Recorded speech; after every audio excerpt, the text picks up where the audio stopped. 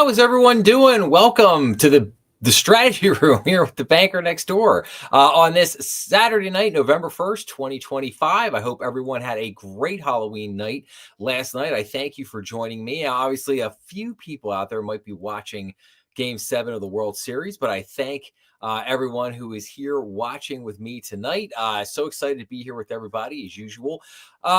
We have a lot of stuff to go in through tonight. We're going to be spending a lot of time talking about the Federal Reserve, a lot about not only interest rates, but what they're doing with the balance sheet, the ramifications on the repo market, the ramifications of overall liquidity in the market in general. So we're going to talk about a lot of that information tonight. We're also going to look at a lot of the trade stuff that was going on. Obviously, President Trump just coming back from making a lot of trade deals over in Asia with a number of different countries. Obviously, China got the bulk of the news coverage and attention from that trip, but there was a lot of other things that went on throughout the course of his week over there. A lot of really good stuff. And we'll get to all that.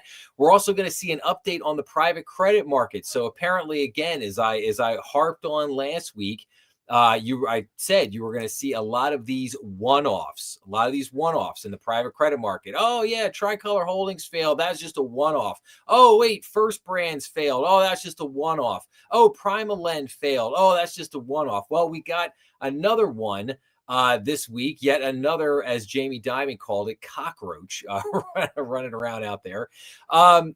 And like I said, we're gonna take a look in on the private credit market. We're gonna see what's going on with that.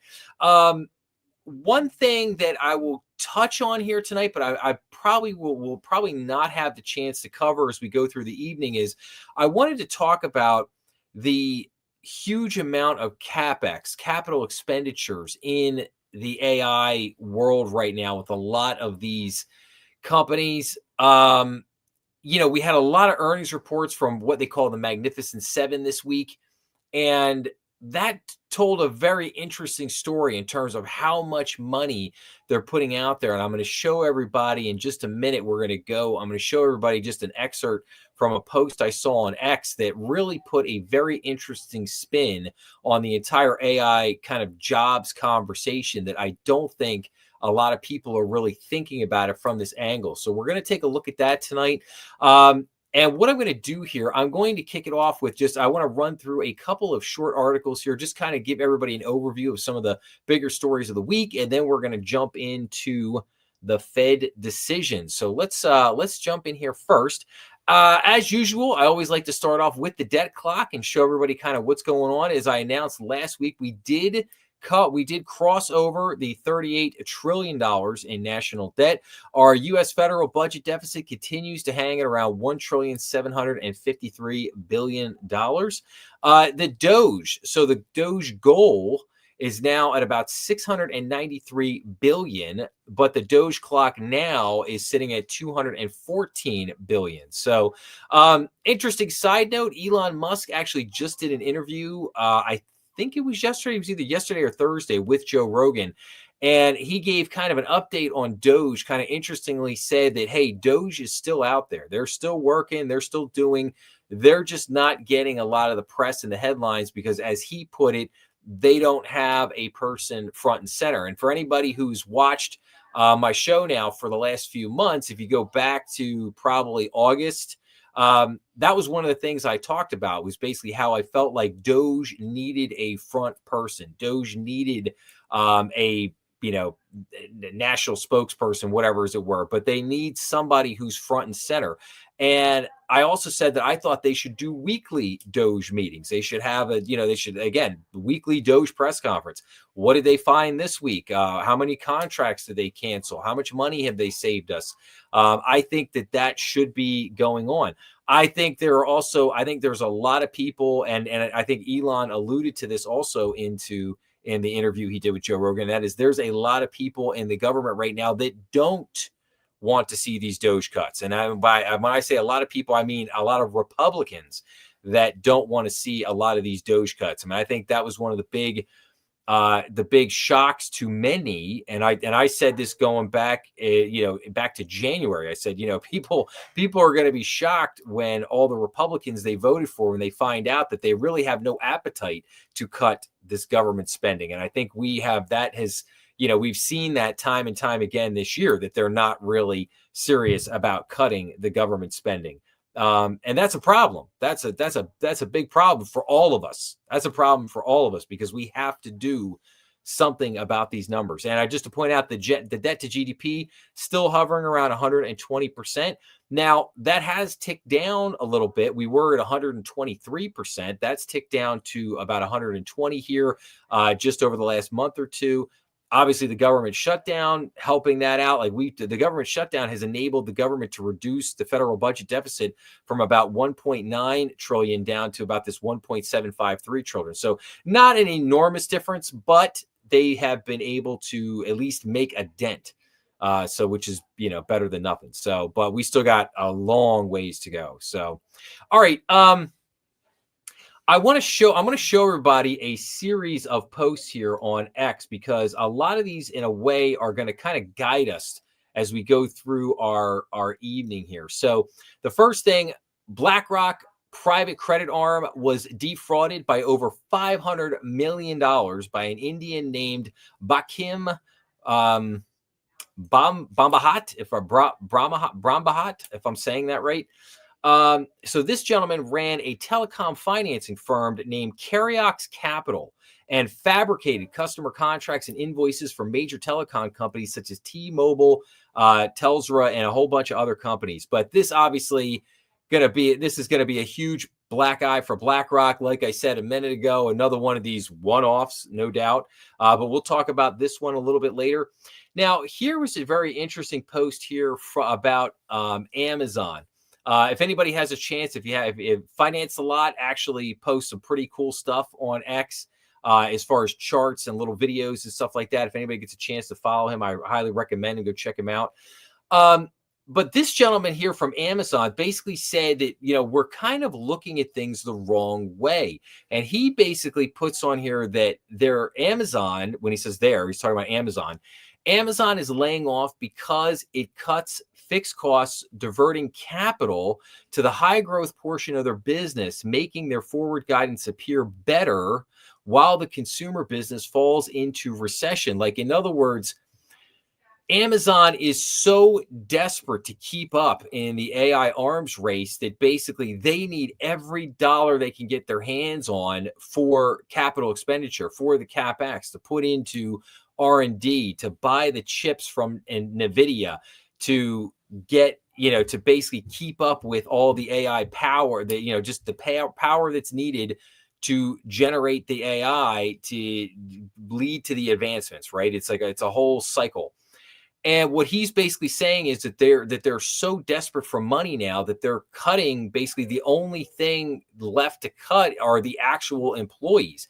So not that they want to cut the employees, they're cutting the employees because they have to, because they need the money, and that basically they know that they're going to take this on the chin in the short run. But again, all these companies are hoping that they're the ones that end up on top here, that they're the ones that win the AI arms race, as it were, at the end of the day. So a very, very interesting take. Like I said, I had not really thought about it from this perspective, and I thought this was really interesting when he put this out there. Now, I'm going to do one of my AI update episodes here. Keep an eye out for that this week coming up, where I'm going to get a lot more in depth on this whole topic, and I'm going to show everybody a whole bunch of articles and different things about what's going on with the AI earnings. The amount of capital expenditures has just gone, to the moon. I'm actually going to show you guys an article here from the Wall Street Journal in a few minutes, kind of reiterating this point, but I'll save that for a little later. Ed Dowd, if anybody doesn't follow Ed Dowd on there, give it a follow. But Ed put up, I thought, a great chart here. The infinite money glitch. OpenAI, $100 billion to Oracle, 100 billion to NVIDIA, NVIDIA, 100 billion to OpenAI. Like, in other words, this is very apropos for the moment. Like, you have this cycle of money just filtering around amongst all of these AI, all the big AI companies, OpenAI, Oracle, Nvidia, Microsoft, Amazon, the Magnificent Seven. It's the money is just circulating around. And it's crazy because every time you see you see an article, and I've pointed a lot of these articles out over the last couple months here, is like you'll see OpenAI gave 100 billion to Oracle, and then Oracle stock shoots up, and then Oracle gave money to Nvidia, and then Nvidia shot. So hey, everybody's straight. As long as AI is in the headline, boom, you're getting an instant pop on your stock price. I mean, it's just pretty wild. And we're going to talk about the whole bubble aspect to AI. We're going to get into that in a few minutes as well. This I just thought was interesting. We have 38 trillion in debt. Our annual budget deficit is $2 trillion per year. 25% of all U.S. government revenue goes to paying interest on the debt. 25% of the government revenue goes to just paying interest on the debt. We give away $70 billion a year to other countries, meaning we borrow $70 billion to give to other countries. It's insane. And I agree with that. It's absolutely insane. And then you look at countries with the most debt here, obviously the U.S., number one with 38.3 trillion, China, number two at 18.7 trillion, Japan, three at 9.8 trillion. And again, why is this important? I've said this many times before. You look at China and Japan, you have to keep in mind they are the two largest purchasers of U.S. government debt. They haven't been buying a whole lot the last couple of years, as much as they have been in years past. That is a major problem for us.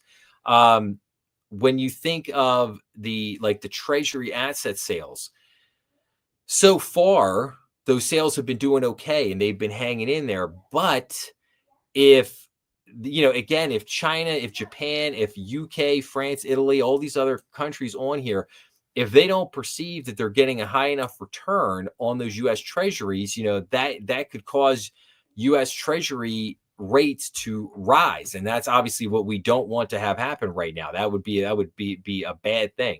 So, very interesting article. This was a very interesting piece here. For the first time in history, the majority of U.S. stock trading occurs off exchange. This would include dark pools and internally at major Wall Street firms. So over 50% of all Wall Street stock trades are occurring off exchange in basically dark pools and big Wall Street firms. Now that's a rabbit hole that I could go down for hours, and I could share a number of books with everybody on that topic. And I really need to. This was a topic that became huge back around 2014 when Michael Lewis wrote the book Flash Boys, and then what's his name wrote Scott Patterson wrote Dark Pools. So you had these two books talking about high frequency exchanges, how they trade with the front running like Citadel.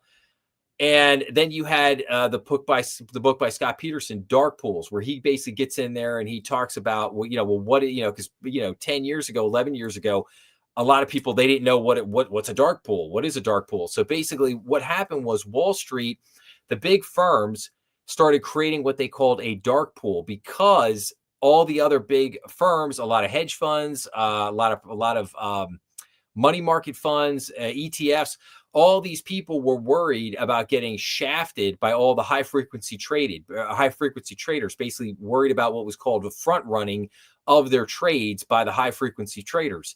And so they wanted a place where they could go make their trades where the high frequency traders wouldn't be able to see what they were doing. So the Wall Street firm said, we got the answer. We'll create this thing called dark pools, and then you can do all your trading in the dark pools. Unbeknownst to them at the time, Wall Street then turned around to the high frequency firms and was like, hey, we got all this trading going on in the dark pools that you guys can't see. If you guys would be willing to pay for access, we'd be willing to let you in the back door over here so you could see all these trades that these guys are actually paying us to be in the dark pool so that you can't see, but we're going to give you access and let you see them as long as you pay us for it. So yeah, I mean, it's like I said, it's a kind of a wild story. and I could go into this for hours, and I really need to do an episode or a special or something. I'm gonna have to think about that. I'm really gonna have to do an episode or a special or something on, high frequency trading and dark pools and everything, because there's just so much there to talk about in terms of just what's known as the plumbing of the market, the plumbing of Wall Street. How does the trading really work? The classic notion that you see on, you see it on CNBC all the time, the traders on the floor of the New York Stock Exchange, that's all smoke and mirrors. Like all of the trading now is done electronically for the most part. I mean, again, but the traders trading on the floor, that looks good for TV, and that's basically the only reason that those people are still there, is because CNBC wants them for TV to make it look like, oh yeah, we're down here on the floor in the middle of the action and everything, whatever. And it's like, it just doesn't, it's not, it's not 1980, it's not 70s, it's not the 80s, it's not the 90s anymore. Those days, unfortunately, the electronic trading has taken over everything. And those days of the classic days of, being in the pit and everything, it's just, it's very passe, as they say. Couple of banks here taking losses. First Citizens Bank took an $83 million loss, and Santander took a $55 million hit as part of the First Brands collapse. And I'm sure that they are not the last banks that we're going to be, are going to be hearing about taking hits from the collapse of First Brands and Tricolor Holdings. I'm sure we're going to see a lot more banks. But like I said, I just wanted to show this, and then and I think this might be the last thing here. This was very interesting. So this study just came out from the University of Texas at Austin. And I think it might have had a little bit of involvement from Texas A&M University and from Purdue as well. A bunch of different teachers got in there, and they wrote this article called LLM Can Get Brain Rot. So what is LLM? Large language models. In other words, AI. In other words, the large language models are what program the AI. So and Zero Hedge here wrote, it's fine. Just the entire future of the U.S. economy, sustainable budget deficits, and global capital markets now depend on a bunch of brain-rotted, psychopathic, narcissistic pattern recognition algos, which doom scroll 24/7. So it's wild. So this might be the most disturbing AI paper of 2025. Scientists just proved that large language models can literally rot their own brains the same way humans get brain rot from scrolling junk content online. So pretty wild there. So they basically, and I'm gonna do a deeper dive on this paper, sometime here in the next couple weeks. I'm gonna dig into this, but I looked at this paper, kind of skimmed it for a few minutes, and it's pretty wild. I mean, it basically says that the large language models, the more time that they spend on the internet scrolling and reviewing stuff, that basically they're getting brain rot. They're like, in other words, the large language model is almost destroying itself by just the nonsense that's out there that it sees on the internet. So again, just thought that stuff was interesting. But let's jump into let's run through a couple articles here real quick before we get to our discussion on the Fed. So China approves the TikTok transfer deal, says Scott Bessent. So an official agreement could be finalized in the coming weeks, the U.S. Treasury Secretary said. So China has approved a transfer agreement with the United States for the popular TikTok social media app. Scott Bessent said on October 20th, Chinese leader Xi Jinping told U.S. President Donald Trump at the beginning of their meeting in South Korea that he would agree to a deal between Bessent and Chinese officials in Malaysia earlier this week, according to Bessent. So again, we'll have to keep our eyes out on this, but it looks like this is going to happen. It looks like this TikTok sale is going to happen. And, obviously good news for the people that are on TikTok and use TikTok all the time. So,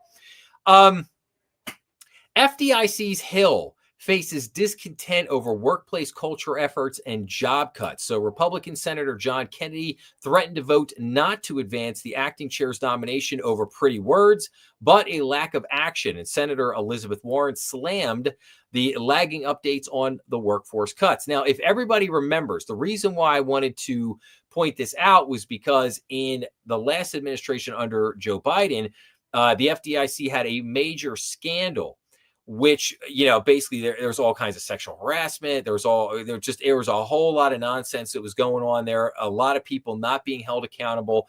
And I thought that the head of the FDIC, the gentleman who had been there for a while, should have resigned in disgrace. But of course he didn't. He held on till the bitter, just like any good politician, he held on until the bitter end, clinging to that job until he was literally booted out in January. Now, Travis Hill here has been nominated, and I think he's been doing actually a pretty good job over there at the FDIC. But of course, one of the things that the FDIC is complaining about is the number of job cuts. I can sympathize in a certain way on that. I will also tell you that, I thought, the FDIC, I think some of these regulators are in fact just too big. I think the FDIC has an annual budget of $3 billion, like 6,000 employees, $3 billion. I mean, it's nuts. It's nuts. And, do I think that the FDIC could be trimmed? Yeah, I think so. So, but anyway, so observers might be excused for thinking that the FDIC acting chair Travis Hill's nomination to lead the agency permanently would breeze through the Senate and its banking committee. After all, Hill is a known quantity, having served as the FDIC's vice chair from 2022 until January, and before that as a policy deputy for the past Republican leader of the agency. However, even given a Republican majority, Hill's bid may be in peril for what was found to have happened at the FDIC under a Democrat's watch.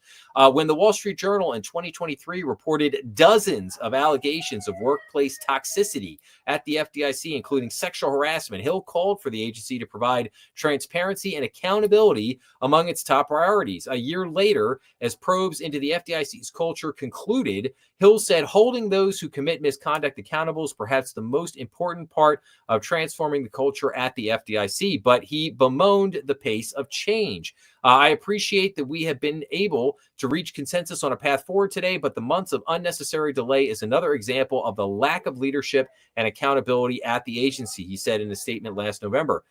In January, Hill included workplace culture reform among his 15 priorities for the agency, but Senators Elizabeth Warren asserted Thursday during a hearing on Hill's nomination that the FDIC acting chair has been less vocal on the matter since taking charge of the agency. The public deserves to know what progress has been made to improve FDIC culture and whether your interest in doing so is genuine or only exists as part of an effort to stymie the agency's work when there's a Democrat as president, Warren said during Thursday's hearing.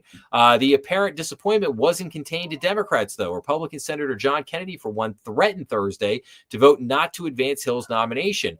I heard you talk about transparency and accountability. Those are pretty words. Kennedy of Louisiana said Thursday, I want to know who's been fired. I want to know who's been prosecuted. If your name came up in front of me right now, I wouldn't vote for it. So, and again, I wanted to talk about this up front tonight because this was something that I thought was really egregious and something that really needed a lot of attention. And I thought that the media did a really good job of really downplaying this whole thing over the last couple of years and really doing their best to try to keep it, keep it under wraps, keep it, out of the main headline, as it were. There's probably a lot of people out there right now listening to this going, I didn't know anything about this. I hadn't heard anything about this big scandal at the FDIC. Yes, there's a big scandal there. And I agree with, I actually agree with both sides here. I agree. I think Elizabeth Warren brings up a good point about, hey man, talk is cheap. What are you doing? What are you doing to fix this culture here? And I agree with Senator Kennedy. Who's been fired for this? Who has been, who's been held accountable for this? And so I agree with both of those.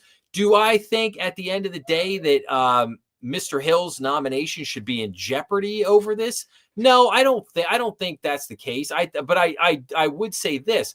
I think he needs to come out and be a little bit stronger in his comments in terms of, what are you doing to fix it? What are you doing to address it? Or who are the people that you've held accountable? Obviously, we have this scathing report that called out dozens of people for all kinds of different workplace conduct that led to a toxic environment over there at the FDIC. So what are they doing to address it? And I think that is a fair question, and he should be able to provide a fair answer on that. So we'll see. Keep everybody updated on this one as we move forward. Fiserv, one of the major companies in the banking business, had a bad week. They had a bad week. Fiserv erases $30 billion in market value after the new CEO pulls guidance. So shares tumble after payments company formerly led by Trump official Frank Bisignano says outlook is unachievable. So Fiserv's new leaders stated the company wouldn't meet prior financial forecasts, leading to a stock drop of over 40%. I mean, it's that, man, you talk about a bad day. The new leaders of Fiserv gave investors a harsh reality check. The payments technology company wouldn't hit the financial forecast set under its former boss, Frank Bisignano, before he left for the Trump administration. The disclosure sent the company stock tumbling 44%, erasing $30 billion in market value. Fiserv slashed its financial goals for the year and reported third quarter results below Wall Street expectations. It also said its chief financial officer was leaving and it was shaking up its board of directors, replacing the chairman of the board and head of the audit committee. Though largely known to consumers, Fiserv provides much of the financial technology that connects Wall Street to Main Street. It processes payments and handles transactions at Walmart, registers, gas station pumps, and apps like Lyft. Chief Executive Mike Lyons, who joined from PNC, said he was seeking to reset the company. As the company analyzed its business, many of the assumptions and projections set by the prior leaders were too rosy, he said, with some products and projects behind schedule and macroeconomic factors proving harder than expected. So now, why do I pay attention to Fiserv? Okay, I pay attention to Fiserv because Fiserv is one of the core system providers for the entire banking system. You have a couple of big providers amongst thousands of community and regional banks out there in the country. You have Fiserv, Jack Henry, and FIS. Those are the three. There's a couple other companies, but those are the three big players that between those three companies, they probably have 70% of the market share on all of the banks. Like every bank has what's called a core operating system. And like I said, Fiserv is one of those companies that, a lot of companies use Fiserv system as their core banking system. So this is why I pay attention to Fiserv. So why I look at Fiserv, I look at Jack Henry, I look at FIS, I look at, I like to keep an eye on how are these companies doing that, manage a lot of these core banking systems for, again, thousands of banks across the country. So again, Fiserv having a really bad week. And hopefully, they're bringing in, like I said, they're changing the board, changing CFOs, changing the CEO. Hopefully they could bring this back around and get this fixed, but we'll keep an eye on it. Another interesting story from the past, blast from the past. Tom Hayes, the face of the LIBOR scandal. Many people might remember a number of years back, the LIBOR scandal, sues UBS for $400 million. So former banker spent 5 years in prison for his involvement in the manipulation of the benchmark rate, but then he was cleared. So Tom Hayes, the former trader who became the face of the LIBOR scandal, sued UBS on Monday for $400 million in damages. Man, alleging his former employer made him out to be the evil mastermind behind the incident to protect senior executives. Hayes was offered by the Swiss bank was offered up by the Swiss bank on a silver platter to authorities. His lawyers alleged in a lawsuit filed Monday in a Connecticut State Superior Court. The lawsuit claims Hayes' activities were common practice in the bank and known by senior management. Tom Hayes did not do anything wrong, and UBS knows it, it says. UBS's actions cost Hayes hundreds of millions in potential earning, permanent damage to his reputation, and emotional and physical trauma, the lawsuit alleges. A spokesperson for UBS declined to comment. Hayes was one of a number of traders who faced criminal charges in the aftermath of the 2008 financial crisis over the manipulation of the London Interbank Offered Rate, or also known as LIBOR, which was a benchmark rate used in trillions of dollars of financial contracts around the globe before being retired last year. To set the daily LIBOR rate, submitters at banks answered the hypothetical question of how much their institution would have to pay to borrow. Hayes was accused of attempting to influence those submissions by coordinating with other banks and brokers. Hayes has been in a years-long battle to clear his name. In July, he won a last-ditch appeal when the UK Supreme Court quashed the landmark 2015 conviction that saw him spend more than 5 years in prison before he was released in 2021. The Supreme Court's ruling found that a bank might be expected to submit the cheapest possible rate, but that a range of borrowing rates could legitimately answer the question. It said that meant it was wrong for the judge in Haynes' trial to tell the jury that a bank couldn't consider its commercial interest and still submit a genuine rate. Therefore, Haynes' conviction must be quashed, the court said. The ruling, however, noted there was ample evidence that a properly directed jury might have drawn on to find either Haynes or another trader who had a conviction overturned guilty of conspiracy to defraud. The UK's Serious Fraud Office said it had considered the judgment and determined it wouldn't be in the public interest to seek a retrial. So, again, very interesting, but I'm sure that Mr. Tom Haynes is working on a book deal. Without a doubt, he's working on a book deal right now. They might be waiting until, after they get some kind of, I'm sure he's going to work out some kind of settlement here with UBS. Probably not going to get 400 million, but does he walk away with 100 million, 200 million? Probably. I wouldn't be shocked, but no doubt he's writing his book right now, and that book will be out probably after this suit gets settled. I would suspect. So we will be hearing more from Tom Haynes, but very interesting story there with the whole LIBOR scandal and what his duties were, what he was expected to do on a day in, day out basis. Was he really guilty? Was he just following orders? Did senior management throw him under the bus? I have, at this point, probably zero doubt that senior management did, in fact, throw him under the bus, and he became, along with the other gentleman who was charged, kind of these sacrificial lambs. And they were thrown out there as they were the lone assassin, no doubt, to basically take the fall here for UBS. So again, it's like I said, it's been a wild thing. I mean, he got convicted, he went to jail for 5 years, and he got out. And now he's been cleared by the UK Supreme Court, and now he's suing UBS for $400 million. So it's just, like I said, just kind of a wild story. You talk about a big time turnaround. I mean, that's a total 180 there in that case. All right, this I just have to laugh at. Prediction of climate catastrophe loses some of its strongest advocates. People will be able to live and thrive in most places on Earth for the foreseeable future, says Bill Gates, said in a hotly debated op-ed. Now, why do I bring this up? Is this a banking topic in particular? Yes, actually, I do think it is, because banks have had this whole ESG conversation heaped upon us for years now. All this climate change, and I have never been a believer in climate change. I have believed this is all BS. And now you might say, well, why is that? Why do you believe that?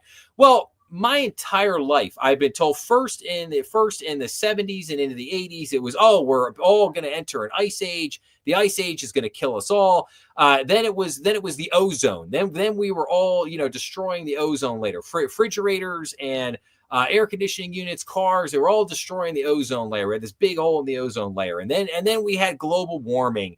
And then Al Gore came out in 2008 and said, we're all going to, the ice caps are all melting. We're all going to die. Oh, it turns out we have more ice caps today than we did in 2008. Oh, wait, whoops.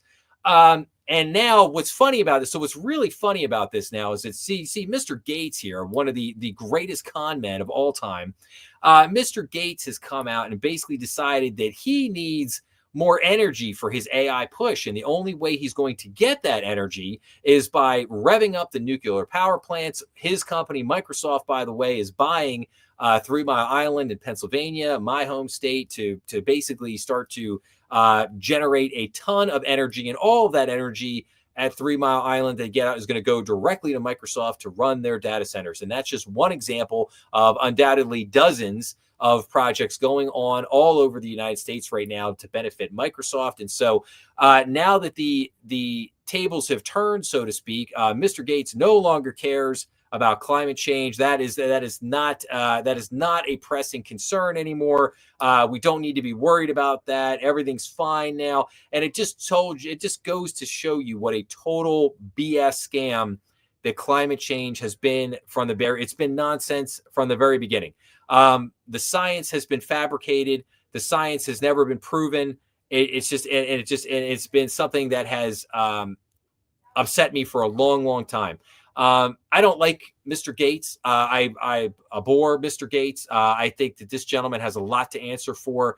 And my hope is that someday he does, the chickens do come home to roost, and that this, gosh, I can't, I have a lot of adjectives that I would use to describe Mr. Gates right now that I'm not going to go into. But anyway, so climate change, apparently BS. So there you go. All right. Malaise party wins decisive victory in Argentine midterms. President Javier Milei's party won 48.8% of the vote, indicating strong voter support for his reformist agenda. Now, why do I point this article out? This is very interesting. So, President Trump took a lot of grief about giving them kind of like a bailout package recently. And again, this just goes to show you like why you don't pay attention to the mainstream media. The mainstream media told us all for months, wrote articles that, he was going to lose big. He was out of, the people were unhappy with him, that everything was going to go sideways. It was all going to turn around. And that was all nonsense. And his party won big. And this should just be another example to all of us of don't listen to the mainstream media. Just don't listen to them. Because they lie. All right, let's keep going on here. So this was an interesting thing this week. Chipotle stock plunges 13% as chain lowers sales forecast. Says younger diners are cutting back. So Chipotle met Wall Street's quarterly earnings expectation, but missed revenue estimates as traffic dropped again. Chipotle now expects full year same-store sales to fall by a low single-digit percentage. Now, what was the conversation around this week? Well, the conversation was that the consumer was tapped out, and the consumer was tapped out. Consumer has spending issues, and therefore this is what was killing Chipotle. Maybe it's Chipotle's also had some food issues over the years. Maybe customer service isn't that great or as good as it used to be. Like, I think there could be some other issues at play here, but I just thought it was interesting that the conversation around Chipotle this week really seemed to center more around the consumer. All these people, the consumer's tapped out, the consumer's done, they're in trouble. Chipotle stock's in the toilet because people aren't spending money anymore. The Gen Z is not running out to buy their burritos anymore. Like I don't know. I mean, maybe that's part of it. I think, maybe Chipotle just has some other issues going on over there, but we'll see. We'll keep an eye on it. We'll see what happens here. So, okay. And then Scott Bessent says that he now has a list of 5 finalists for the Fed chair job. And Trump says his decision is going to come before the end of the year. Now, let's jump down here. So, the finalists are Fed Governors Christopher Waller and Michelle Mickey Bowman, National Economic Council Director Kevin Hassett, former Fed Governor Kevin Warsh, and BlackRock executive Rick Reeder, according to several media outlets. Now, again, we have been talking about these individuals for a few months now. It's no shock that these 5 were on the list here of potential Fed governors.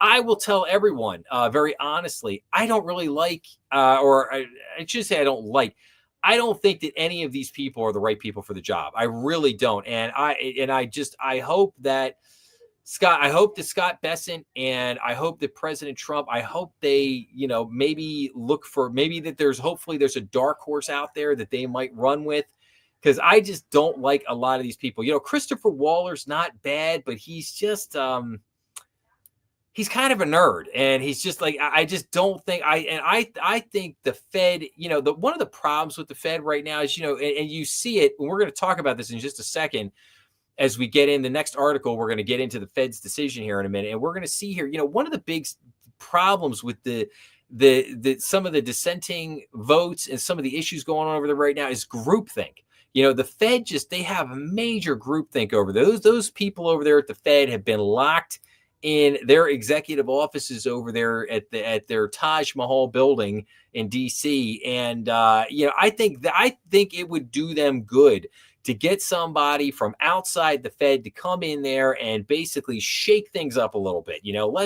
Let's get after some people here a little bit. Let's call some people on the carpet here and say, why have your projections and your numbers been so horrible for the last 15 years? Why is it that you guys, with all of your thousands of PhDs and your super brainy people, can't seem to get it right and can't seem to figure it out? I think they need somebody, they need a butt kicker to come in there and really get people, hold some people accountable over there at the Fed, hold some people's feet to the fire, get them thinking out of their comfort zone, man.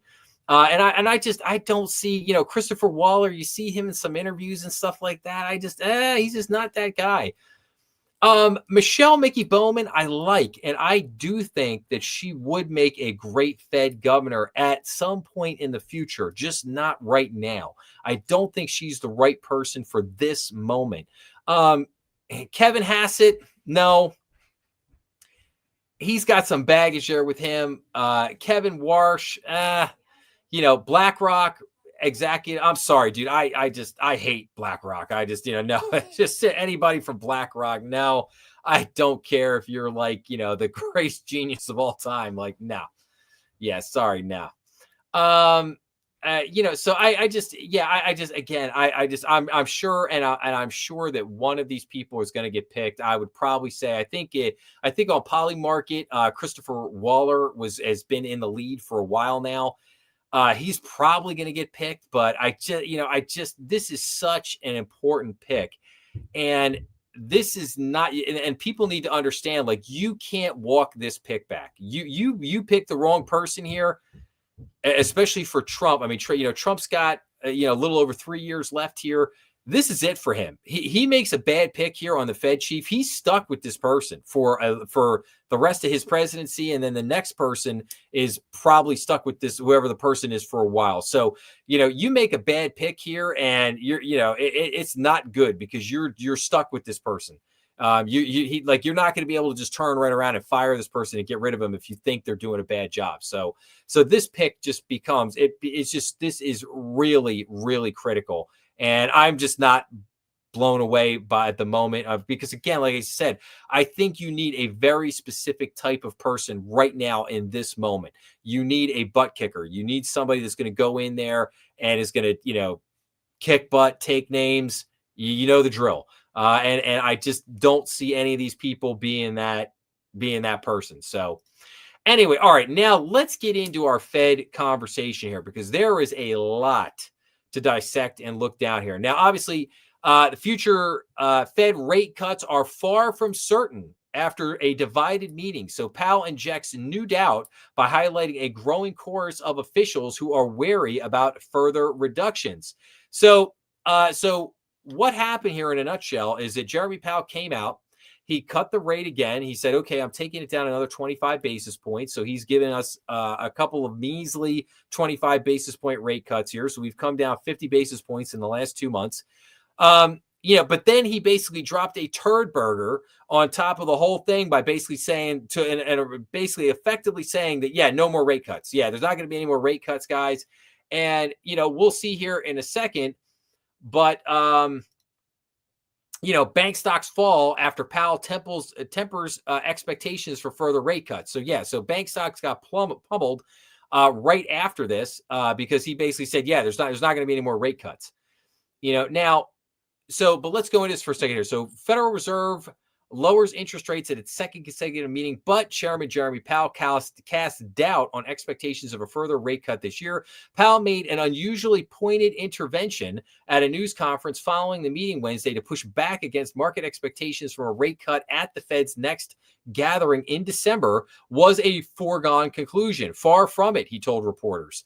The Dow Jones, kind of bounced around a little bit the last couple of days, didn't freak out over this.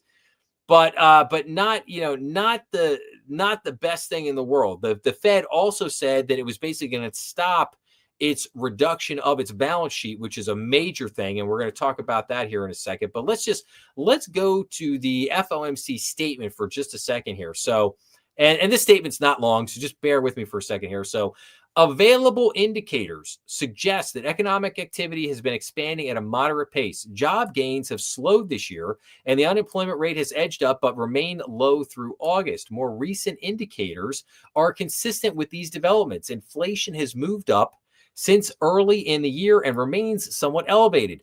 The committee seeks to achieve maximum employment and inflation at the rate of 2% over the long run. Uncertainty about the economic outlook remains elevated. The committee is attentive to the risks to both sides of its dual mandate and judges that downside risks to employment rose in recent months. So, in other words, it's saying it's putting more weight, if you will, at the moment on the labor market as opposed to inflation. That's how you read that.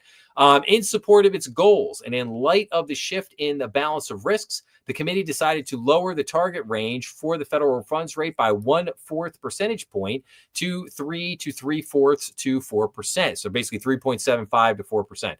And considering additional adjustments to the target range for the federal funds rate, the committee will carefully assess incoming data, the evolving outlook, and the balance of risks. The committee decided to conclude the reduction of its aggregate securities holdings on December 1st. That's the reduction of the balance sheet. The committee is strongly committed to supporting maximum employment and returning inflation to its 2% objective.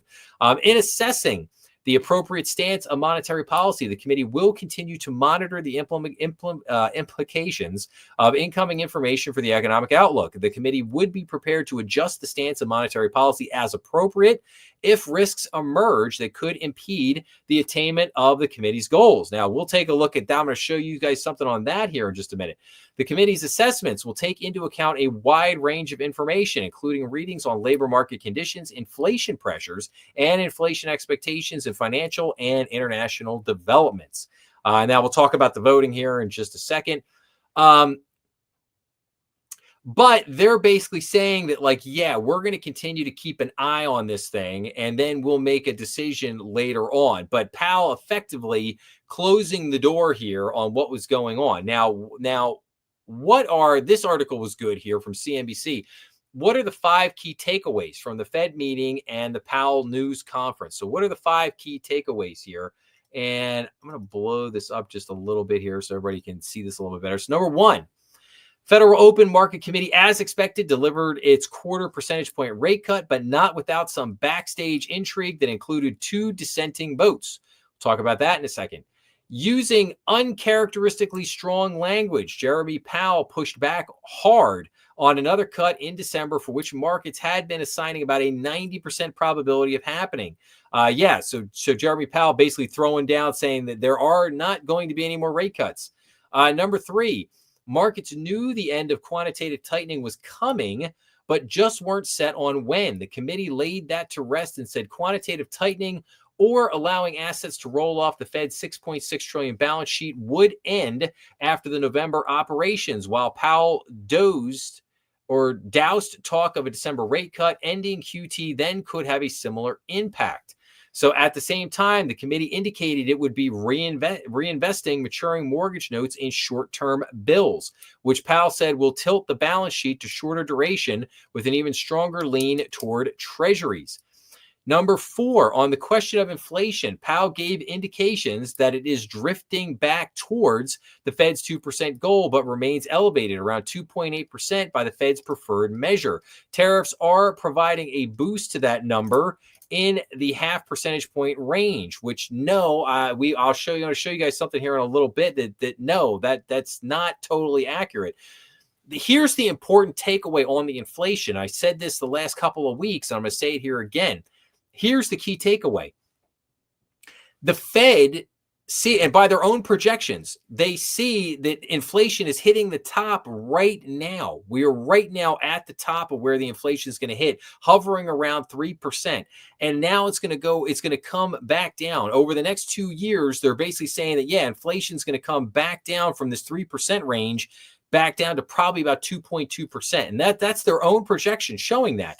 So that's why it's been so frustrating when they sit there and they basically, Jeremy Powell for the last couple of months going, we have all this concern about inflation. Inflation's going to run out of control because of tariffs and everything, where the tariffs are showing that relatively no inflation is coming from tariffs, like almost literally nothing. And their own projections are telling them that inflation has now topped out at this 2.8 to 3%, and now it's going to start coming back down. Their own projections have told them that, and yet there they are making a big deal about, oh my gosh, we got to be so worried about this, whatever. And then finally, number 5, Powell gave a nod towards the uncertainty from the shutdown, but said the lack of public data doesn't change the economic picture. One of moderating growth, rising unemployment, and somewhat elevated inflation. And again, it's really frustrating. And you got to see here. So number one, so Powell cut the rate.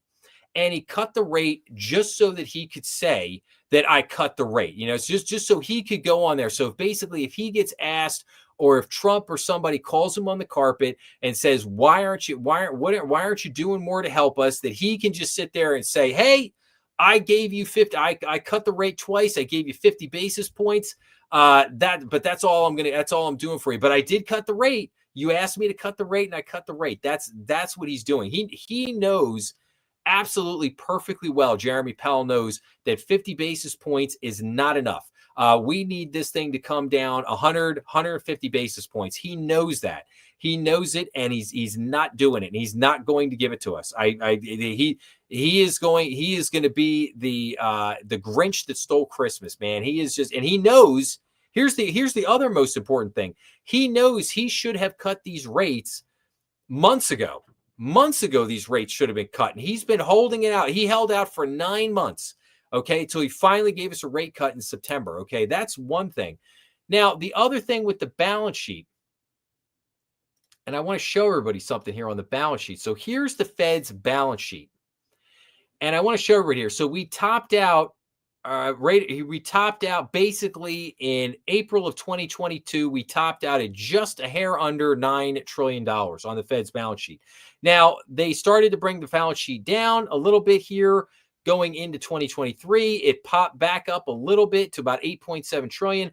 And that was in March of 2023. And now it has been coming down ever since. So over the last, 2.5 years, they've been bringing this down. Like I said, they brought it down from a high of just about 9 trillion. And now it's sitting at about just a little under 6.6 trillion on their balance sheet. So, good job in bringing the balance sheet back down. That was one of the things they needed to do. So, okay.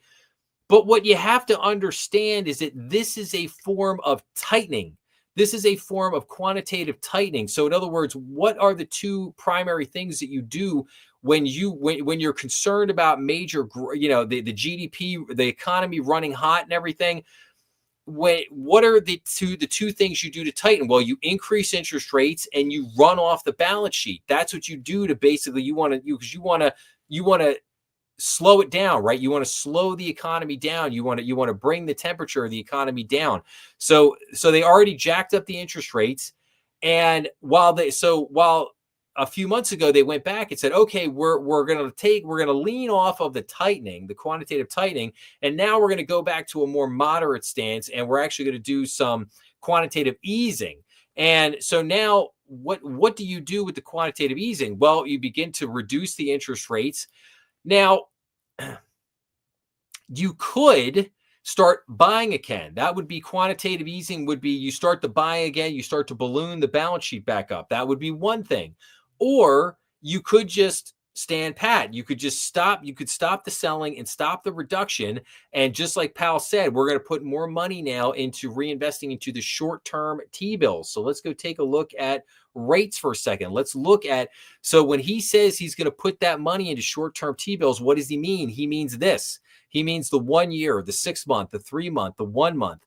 That should be a good thing. Like that should actually help us. That should actually help to bring the short-term rates down here a little bit. It's not necessarily going to help on the long end. What we need is we need this 10-year treasury note. We need this to come down about another 50 to 75 basis points. That's what's going to get mortgage rates back into the 5s. We need that to come down to 3. Right now it's hovering around 4%. We need that back down to about 3.5 to 3.25. But that's not what Jeremy Powell's going to do. Jeremy Powell is going to put his money into all the short term. and he's going to put it in here, and he's going to drive these rates lower, creating a bigger spread here between, say, the 2-year note. Right now, so he's going to steepen the curve, is what he's going to do. He's going to steepen the yield curve, and that again, that on its face is not necessarily a bad thing. But what I'm trying to point out to everybody is that they should have eased off on this again months ago. Part of the reason why these rates have stayed as high as they have here, the 10-year note, why the 10-year note has stayed as high as it has, is because of this. It's because of running it off, because again, this is a form of tightening. And that's why I've been saying for months, is that Jeremy has many tools at his disposal. It's not just interest rates. A lot of it has to do with the balance sheet management. He knows this. He understands this perfectly well. Even though he's a private equity lawyer and not an economist. Okay, a lot of people don't understand that about Jeremy Powell. And I say that again. Let me say it again. Jeremy Powell is not an economist. He's a private equity attorney. Okay, that's what he is. That's what he's been his whole career. He's not an economist. A lot of people need to understand that about good old Jeremy. Jeremy knows the lingo because he's a lawyer, and I'm sure he's very good at writing documents and contracts and all that stuff, just like any good lawyer would be. But so he got the lingo down. So he spews the lingo and he sounds really good. But Jeremy is not an economist. I can't stress that hard enough for people to really understand this. So now. So I went to talked about the balance sheet here for a little bit, but let's get back to the dissenters here for a minute. So there were two Fed dissenters during this meeting. So Stephen Miran actually wanted a bigger rate cut, and Schmidt, one of the other Fed governors, he actually wanted no easing at all. He wanted no rate cuts at all. So you had two gentlemen here dissenting on completely different ends of the spectrum, and I'm actually with Stephen Miran. I think we should have had a 50 basis point rate cut. I think we should have seen something more aggressive. So this article basically says, there were two dissenters from the Federal Reserve's decision to lower the federal funds rate by 1/4 percentage point on Wednesday in two different directions.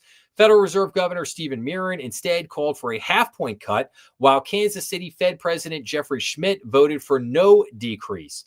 The decision to lower interest rates by 25 basis points in October was never in doubt, but the unexpected hawkish dissent from a regional Fed president highlights that future moves are becoming more contentious, said Michael Pierce, Deputy Chief U.S. Economist at Oxford Economics. We expect the Fed to slow the pace of cuts from here.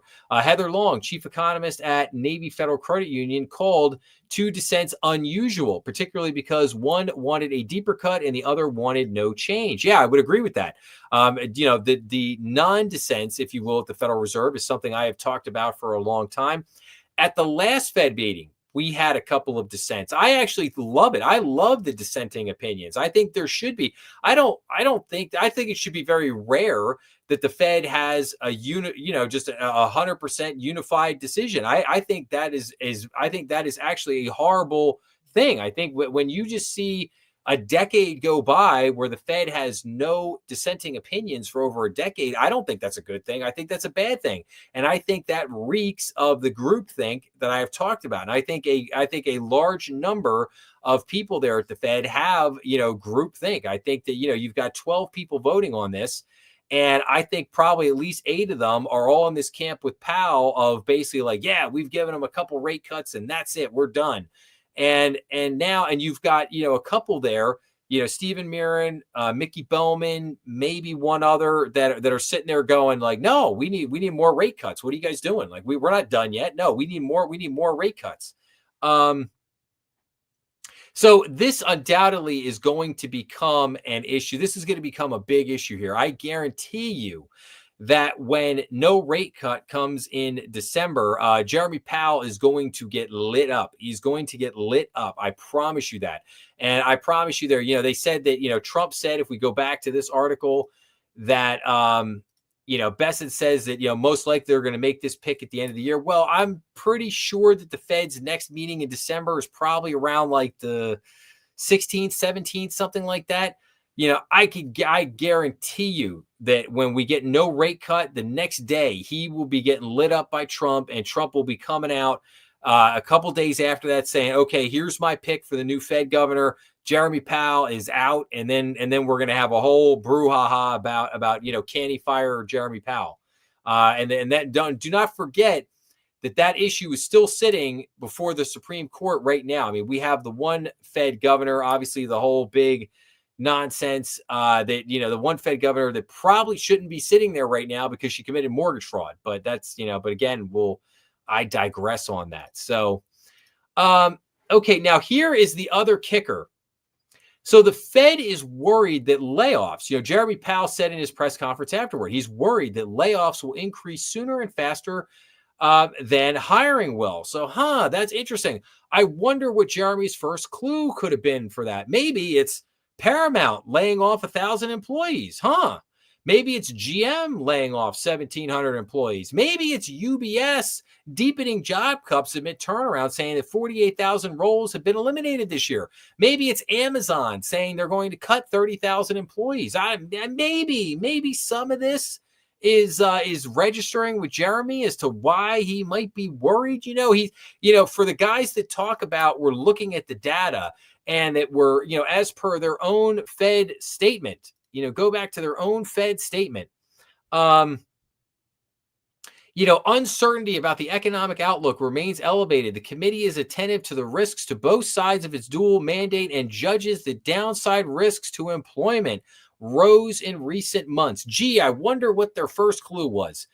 And, you see this and you're like, okay, if that was what we know now is the labor market is the big concern. This is the massive concern right now. These job layoffs, this is the massive concern. And yet they know, like I said, they know that inflation has hit its peak and inflation is coming back down. They know this. They know the tariffs. Okay, this whole argument about the tariffs, we're going to kick off this massive inflation. That whole argument has died. It is completely dead. And let me see here if I can find. No, that's not what I'm looking for. I'm going to come back to this here. Nope. Still not what I'm looking for. Nope. Nah. I can't. I'm sure we're going to find it here as we move on here, throughout these different articles here. But again, inflation has peaked. The job market, that is the big concern. That's the big concern right now. So you have to cut rates. You have to cut rates to try to help stimulate the job market. And they're just not cutting the rates. And Jeremy Powell is going to give you all this BS about, oh, yeah, we're not going to do it. And they continue to do the opposite of what we need them to do. The Federal Reserve has a lot of tools in their toolbox to manipulate these interest rates here in the Treasury and the bond markets, okay? And they're doing everything they can at the moment not to help us and not to give us what we need. And that is we need a lower 10-year, lower longer-term rate. That's what we need right now. They need to get the rates in the mortgage market back down into the fives. And Powell just absolutely will not do that for us. He has been refusing to do it all year long. So, my guess is, like I said, when Jeremy Powell does not want to cut that rate in December, my guess is this is going to be the straw that finally breaks the camel's back. So now, like I said here, bank stocks took a beating after this, that we weren't going to get further rate reductions. That doesn't necessarily help the banks, particularly with a lot of maturing loans that they have out there right now. I will get into that real soon. There might be an episode on the maturity wall coming out this week. I just saying, hint, hint, might want to keep an eye out for that episode. Okay, now we get to this article here. Powell forced to stave off uprisings in the markets and on his own Fed board as his term ends. So poor Jeremy Powell. Fed Chairman Jeremy Powell will have to steer his way through a suddenly very contentious atmosphere among policymakers that will make whichever direction the Fed chooses divisive. While Wall Street economists were split over whether the FMC will in fact approve another reduction at the December 9th and 10th. Oh, so it's not going to be the 16th and 17th. It's going to be the 8th and the 9th and 10th. They were in agreement that this is a pivotal moment for Powell. Yeah, I would say so. Despite Powell's comments, traders are still expecting another cut in December. Yes, that cut, I'm telling you right now, that cut is not going to come. That cut is not going to come. And this is a very decisive moment for Jeremy. And I'm saying it right now. If the Supreme Court hands Trump the win that he's looking for on that Supreme Court case with the other Fed governor, Powell's toast. Okay. Powell is toast. Okay. His butt is right out the door 5 minutes after that. So this is a big moment for Jeremy Powell. All of Jeremy Powell's mess ups and his just, again, this whole, I've said it all year long. Jeremy Powell has been on this whole, he's fighting the good fight for all the people at the DC cocktail parties that are basically telling him, Jeremy, you need to resist. You need to resist. Put up that fight. Don't give Trump anything. Don't give him anything. And again, and I said this back in January, that Jeremy Powell was willing to screw us all, okay, and over his ego, okay, his ego, he in order to not give Trump any kind of win on the economy at all, Jeremy Powell is willing to screw us all, and that's been Jeremy Powell's attitude all year long. And it's sickening to me. It's sickening to me. And this is a pivotal moment for him. And I don't think this is going to go very good for him. And like I said, I think he is nearing the end of the road here is the way I'm going to put this. Because this is not measuring up to what needs to be done at the moment here. And again, here, just more conversation, Fed to focus on shorter duration bonds as it ends its balance sheet runoff. So the Federal Reserve 3-year effort to unwind some of its trillions of dollars in asset holdings will end on December 1st, but the financial market effect remains unclear.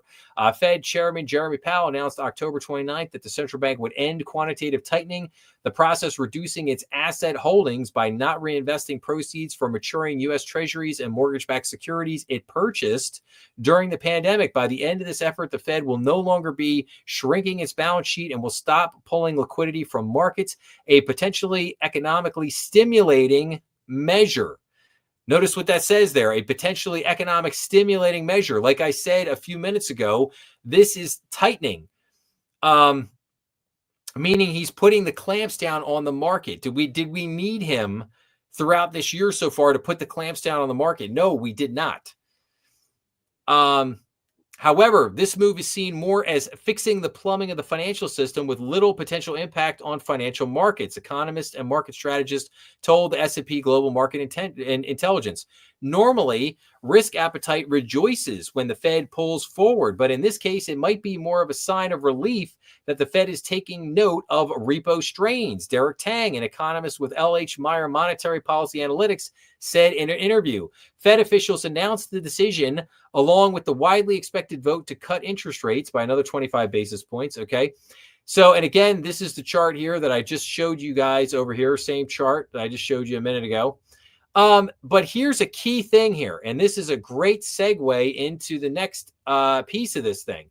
And that is,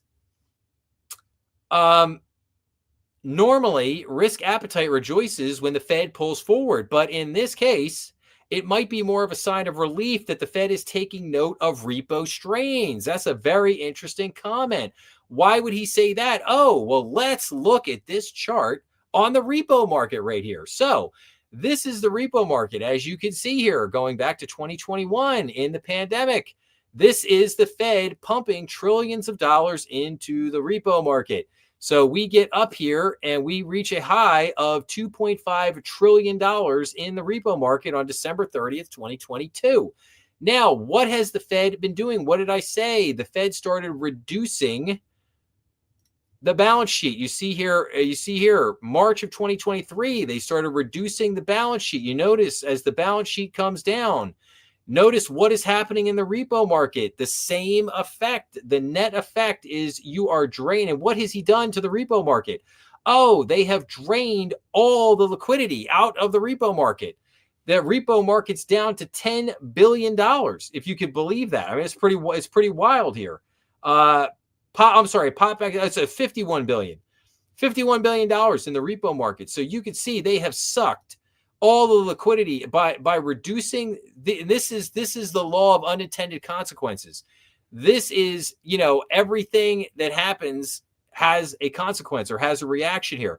So the lowering of the balance sheet, while in some respect very good and needed to be done, you had to be very careful about how you go about it, because this is the ramification, and that is the utter dearth of liquidity in the repo market. Now, what you have to understand, if I can go back to the whole Lords of Easy Money for a minute, if you have not, I'll give the shameless plug here. If you have not seen my entire series on the book, The Lords of Easy Money by Christopher Leonard, you need to go watch that series, because in that series, I explain how in, the early, 2010, 2011, 2012, that the Fed turned the markets on its head by putting the repo market. The repo market used to be this little sleepy market back in the 90s.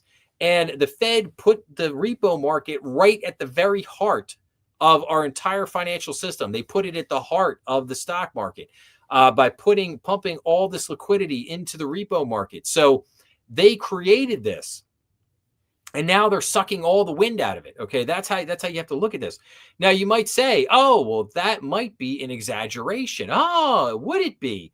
Would that be an exaggeration? Now let's take a look at something else here. So this is overnight repurchase agreements. Now you might notice on this chart, you might notice some blips here. Very interesting. Some blips. More, one big blip here recently, and then a little bit of stability, and then another blip. And then blip. And then do. And then what do we have? Blip, blip, blip, blip, blip, blip, blip, blip, blip, blip, blip, blip. And then what did we have here yesterday? Oh, just yesterday on Friday, we had a major market blip, $29 billion worth of a blip in the overnight repo market.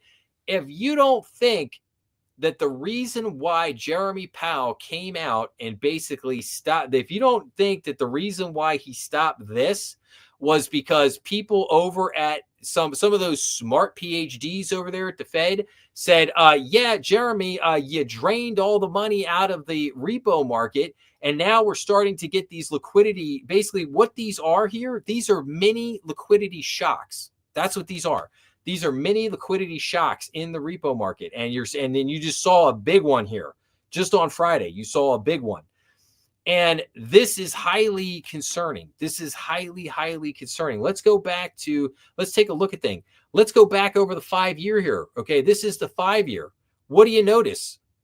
What do you notice over the last 5 years? No real market shocks, no real market blips until September of 2024. You had a blip and then nothing. And then all of a sudden, and then boop, June 30th, 2025, a couple months ago, boop, here's a big blip right here.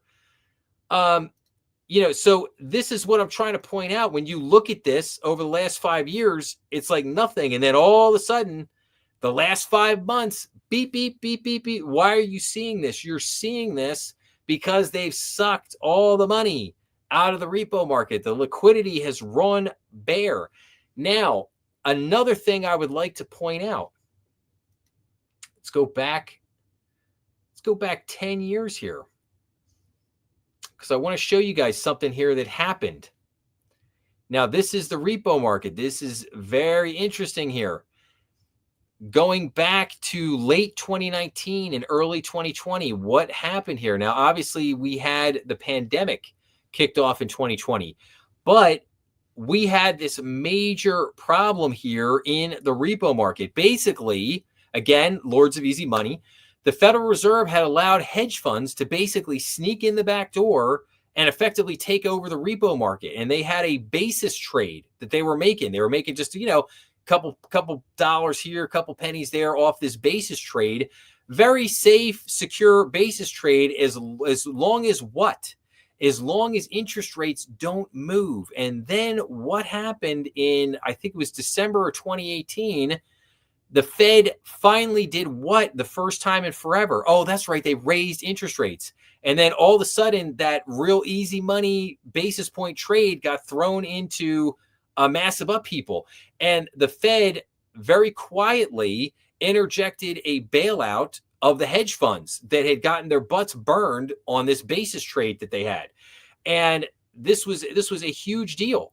And this guy, and unfortunately, this all got swept under the carpet because we had the virus of unknown origin that basically hit us. And I say that jokingly. We all know where it came from. That basically hit us, and it washed that whole news story off the front, completely off the front page.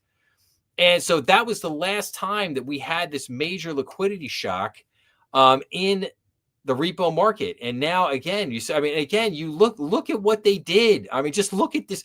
This chart tells an amazing story. Just looking at this chart.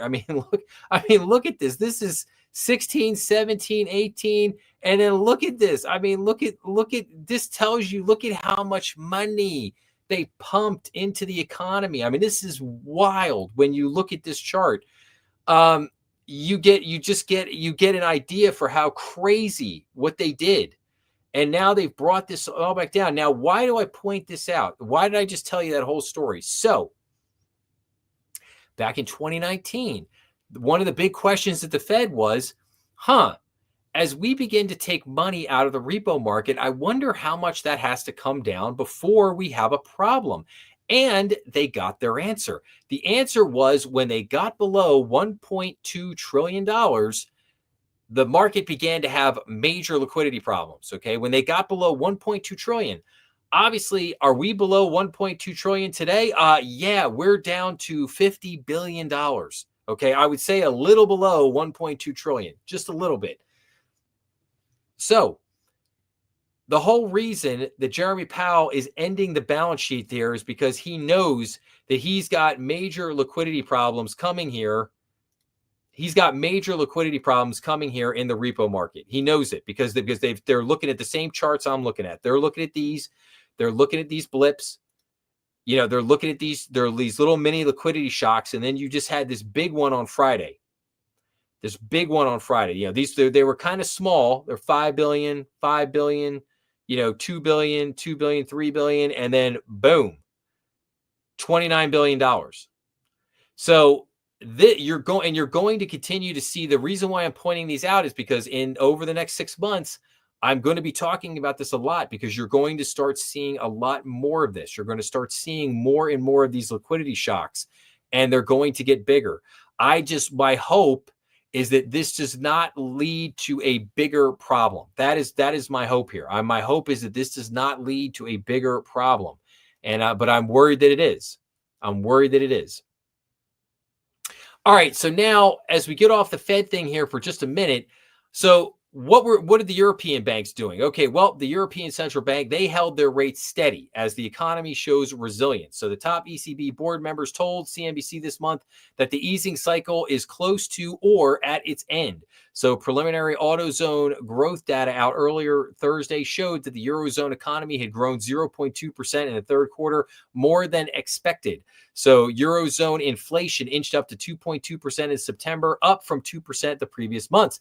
Now, what was the euro doing? What was the European Central Bank doing for their economy over the last year or so? Oh, that's right. They were cutting rates. Yeah, they cut rates all the way down. Whereas our Fed, everybody else in the world has been cutting rates. I've showed those charts in months past. Everybody else in the world's been cutting rates, but not our Fed. Our Fed's been, hey, sorry guys, I got nothing for you. Now, if we switch gears here for a second, and this is kind of interesting. So Jeremy Powell says that AI is different from the dot-com bubble and is a major source of economic growth. Very interesting. So Federal Reserve Chairman Jeremy Powell said on Wednesday that the current AI boom is different from the dot-com bubble. He is right. It is different because it's like 20 times the size of the dot-com bubble. So yeah, it is different. When this one blows up, it's going to make the dot-com bubble look like a walk in the park. Powell said that unlike the businesses of the internet boom, AI investments are a major source of economic growth. Maybe. AI startups, including OpenAI and Anthropic, have gone on multi-billion-dollar AI spending sprees with comparatively modest revenues. Yeah, barely any revenues. Let's comparatively modest is a way of saying no revenue. Okay, no revenue. They're spending a stupid amount of money and no revenue. And oh, by the way, we're going to have this major power shortage here in just a little while. Okay, not in like a year or two. It's coming.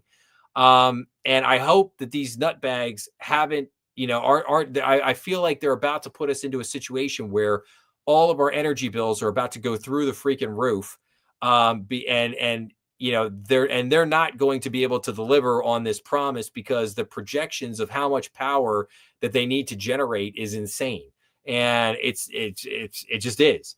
But let's keep going here. So, and then this was a very interesting article from Investopedia that talks about the same thing, basically, how the Federal Reserve could inflate or pop an AI bubble.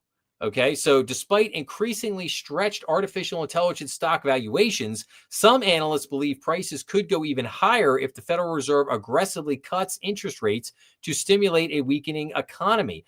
Historically, bubbles have been fueled by low interest rates and popped by rising rates. The Fed on Wednesday cut its benchmark rate for the second time in as many months, and market participants are pricing in the likelihood of more cuts. However, the economic outlook highly uncertain. Future monetary policy remains unpredictable. So, concerns about an AI bubble have some on Wall Street warily eyeing Silicon Valley, but others say they're looking in the wrong direction. Washington, D.C., specifically the Eschels building, where the Federal Open Markets Committee sets monetary policy, is where the fate of an AI bubble may be decided, they say. I think you're going to have a very hard time popping a bubble when the Fed is cutting rates, says Jeff DeGraff, chief and head of technical research at Renaissance Macro Research, on a recent episode of the firm's weekly YouTube series. The dot-com bubble, the U.S. housing bubble, and the Japanese bubble of the late 1980s all popped either while or shortly after central banks hiked rates, according to DeGraff. So, yes, he has a good point there. I would say this. I think we are already in an AI bubble. I think we're already in an AI bubble. I think the capital expenditures, the CapEx spending amongst these AI companies is just, I think it's like out of control right now in this whole AI arms race. And I think it's going to be a race, but it's going to end up being the wrong kind of race. It's going to end up being a race to the bottom. Where a lot of this stuff doesn't end up well. Now, why do I say that? Well, look at this.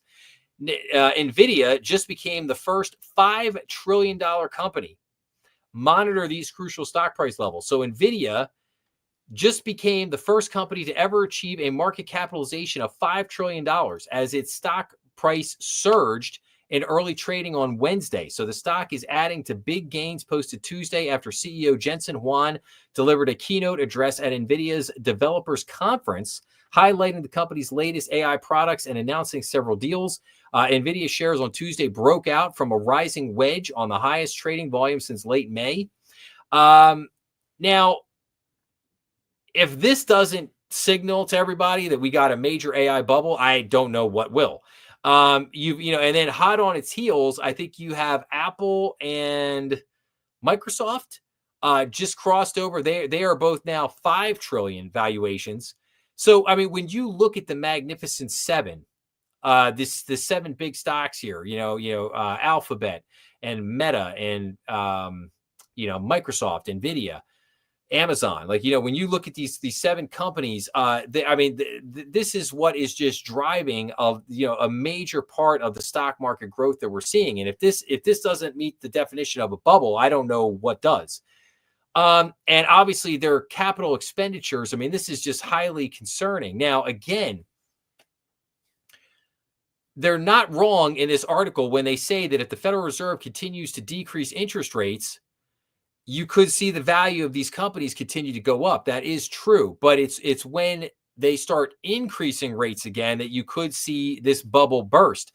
Now, I think that there are other things that, aside from just interest rates, that could cause the bubble to burst. Obviously, if they keep spending this insane amount of money and they can't generate the power that they need, and there's no revenue of any kind from all this spending, AI doesn't fulfill this promise, this big economic boom promise, then yes, at a certain point, you could see a bursting of this AI bubble. And I do believe you will see a bursting of this AI bubble. And when it happens, it won't be pretty. This was the article I was looking for earlier. Okay, so Tariff impact remains muted in inflation data. Yes, exactly. The wave of new tariffs that the Trump administration had been imposing on U.S. trading partners this year has yet to significantly impact consumer prices. The latest government inflation data shows the consumer price index, the market's preferred inflation gauge, increased 3% from September of 24 to September of 25, the largest annual jump since January.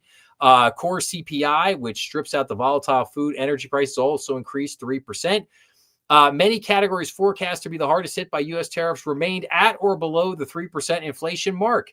Apparel prices, for example, fell 0.1% in September, and sporting goods prices were unchanged. Toy prices edged up 0.2%, and new vehicle prices grew by 0.8%. Computer prices posted a 0.7% decline. So again, we're still hovering at the 3%. And remember what I said earlier, the Fed has said that this is the top. This is the top right now. This is where we're at, 3%. This is the top. And then inflation is going to begin to come down from this point out. Still, the data shows that tariffs' impact on consumers has been relatively marginal so far.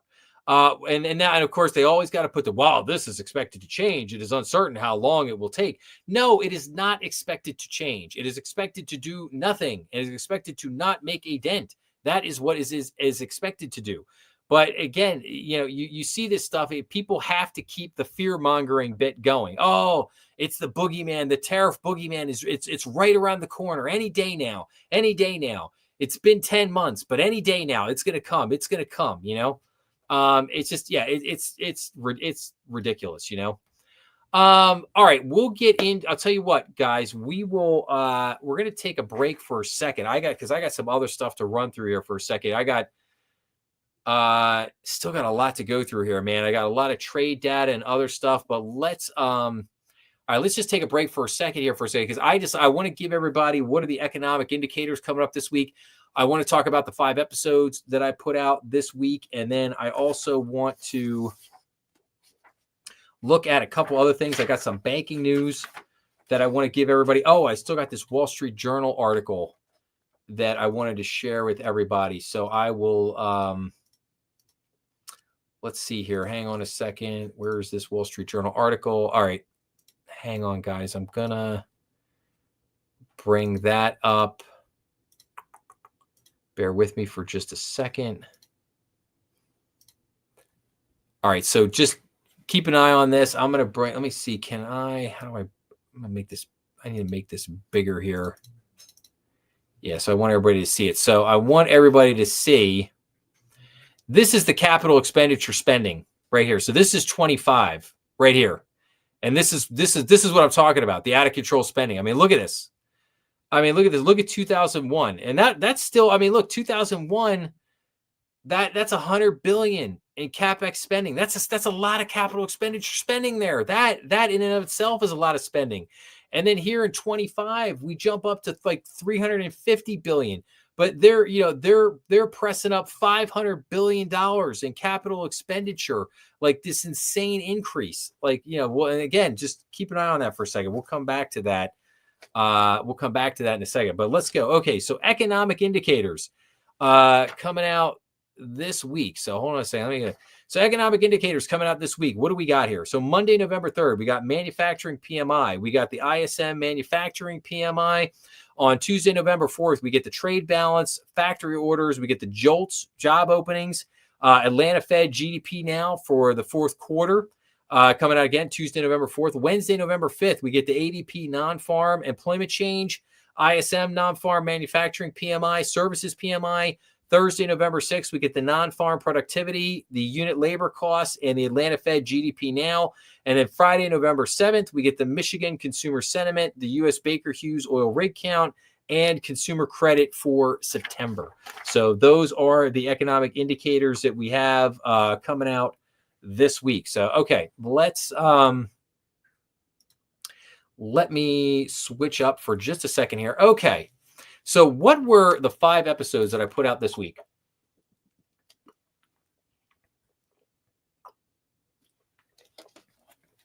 All right. So on Monday and Tuesday, I continued the crypto series. So that if anybody has not seen the crypto series, I highly suggest everybody go check that out. I got a lot of great and entertaining episodes there in the crypto series.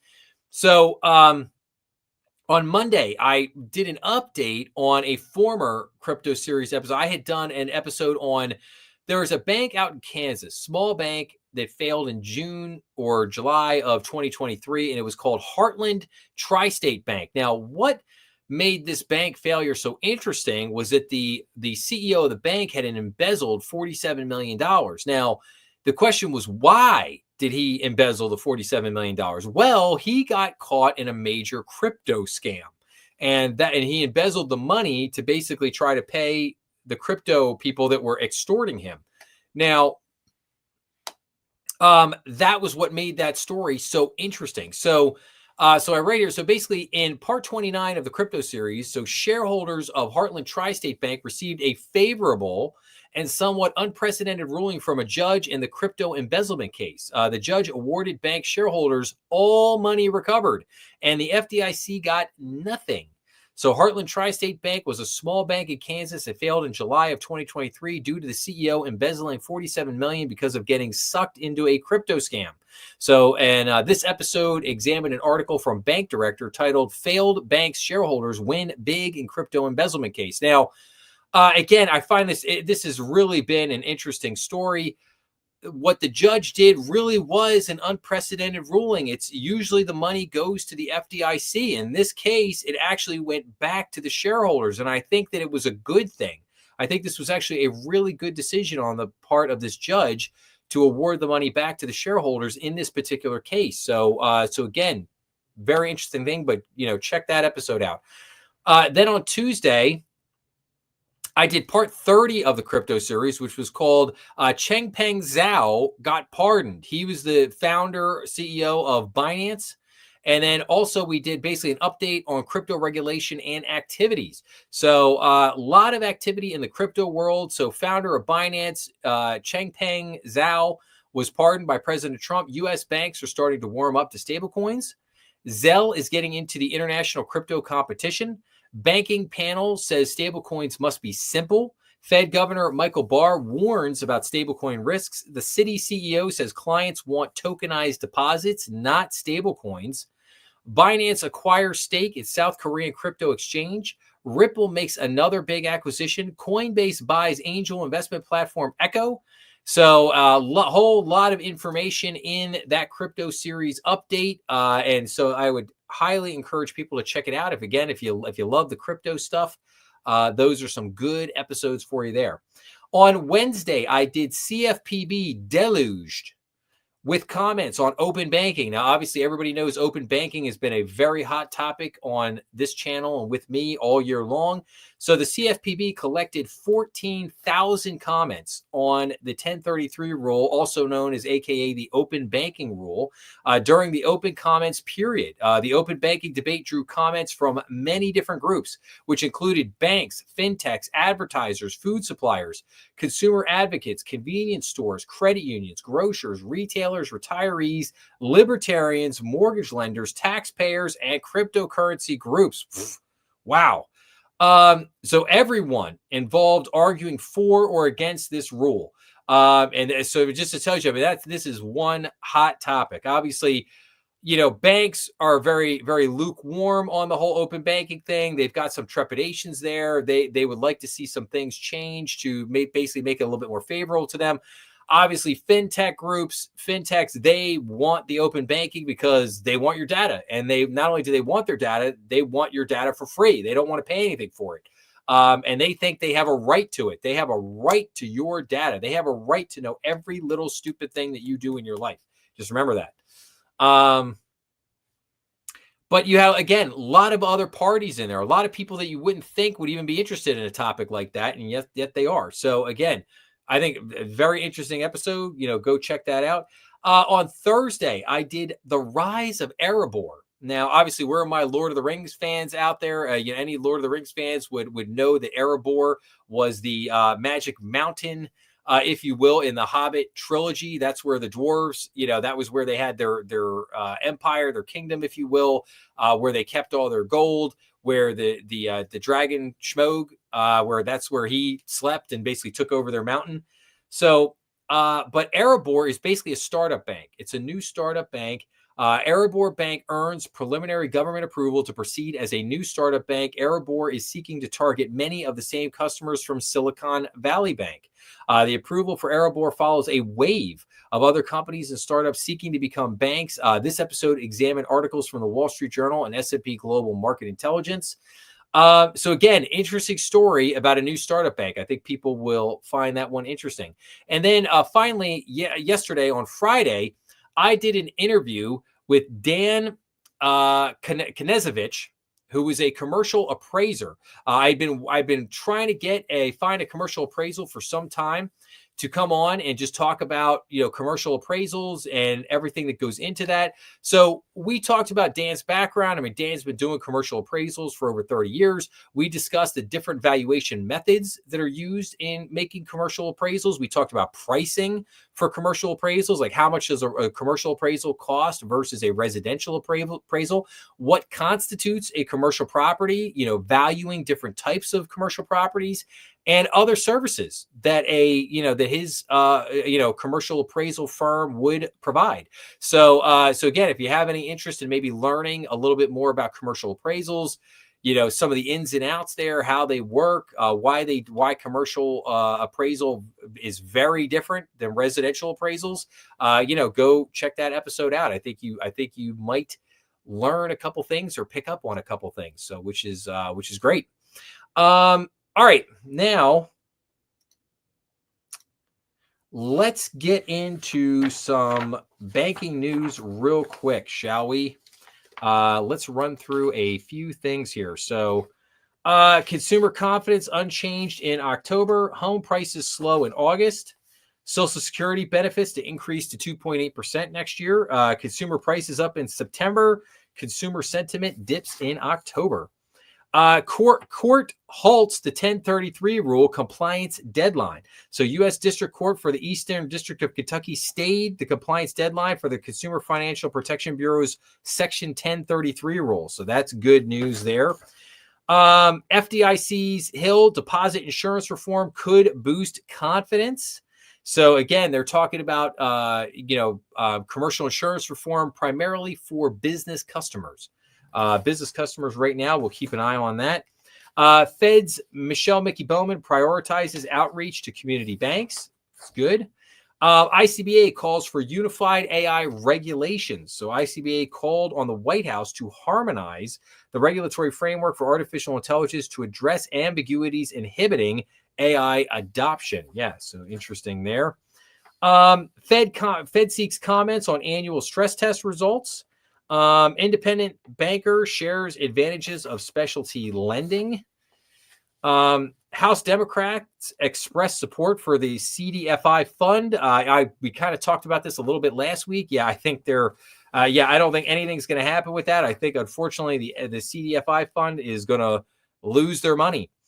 ICBA and others, interest rate cap bill would hurt consumers' access to credit. So ICBA and other groups expressed opposition to the Protecting Consumers from Unreasonable Credit Rates Act, which would institute new government price controls for consumer loans, diminishing access to credit for individuals and small business owners.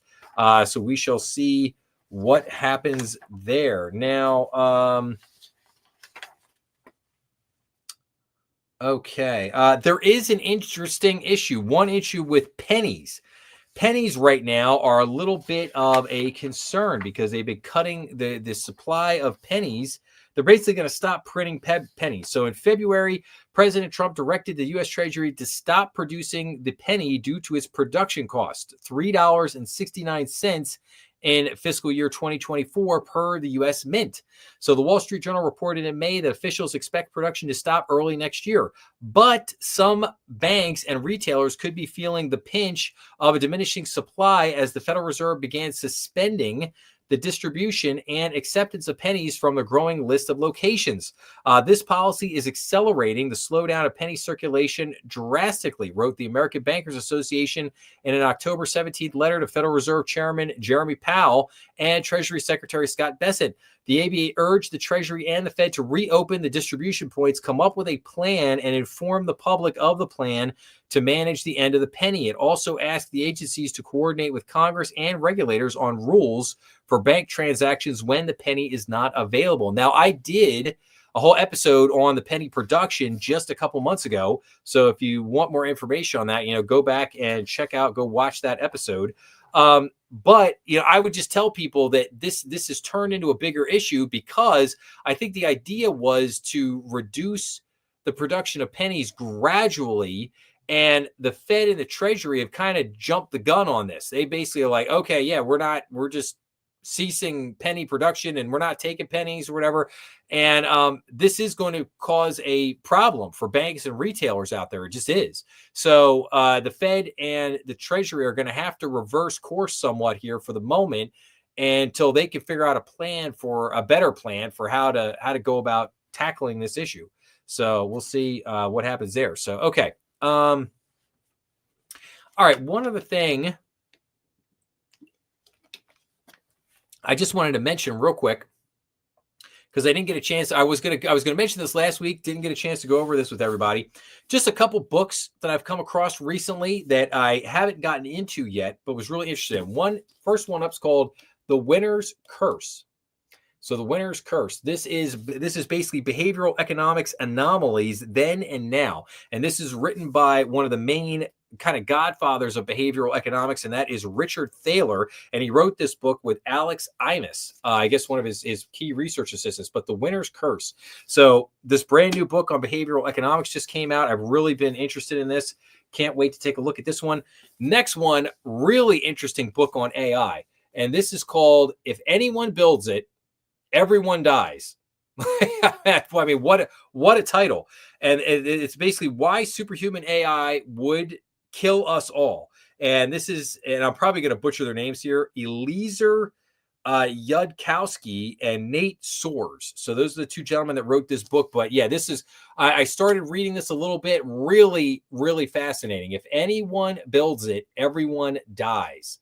So a fascinating book on AI. And then this book was recommended to me by one of the guests that I'm going to be doing an interview with on the channel in the not too distant future. And this is Storytelling with Data. I started to look through this book. This is a data visualization guide for business professionals. So, and this is written by Cool Nosbaumer Knaflick. But anyway, just, storytelling, different ways to represent data, how you can display things and go over different things. So so far I'm finding this book really interesting. A lot of really good tips on how to present things visually. I thought just, really good. So, so I thought just again, some interesting books out there that people might want to go check out. And like I said, after I'm done reading those, I'm finishing some other books right now. So I'm going to come out. I've got probably a couple book reviews and things that I want to do in the not too distant future. And just like I said, I'll come on some of these books I'm finishing up now. I'll come back and I'll talk to everybody about some of those things at a later date. But okay, let's take a look at this article here from the Wall Street Journal real quick. And this is, how confident are AI giants? So the world might be about to get its first $5 trillion company, NVIDIA. It did. The non-AI parts of the stock market look directionless, though ahead of a Fed meeting that will almost certainly cut rates by another quarter point. It did. Microsoft, Alphabet, and Meta are all scheduled to report quarterly results after the bell. They did. The results were good, but they kind of took a hit again because of the capital expenditure, just the spending, the CapEx.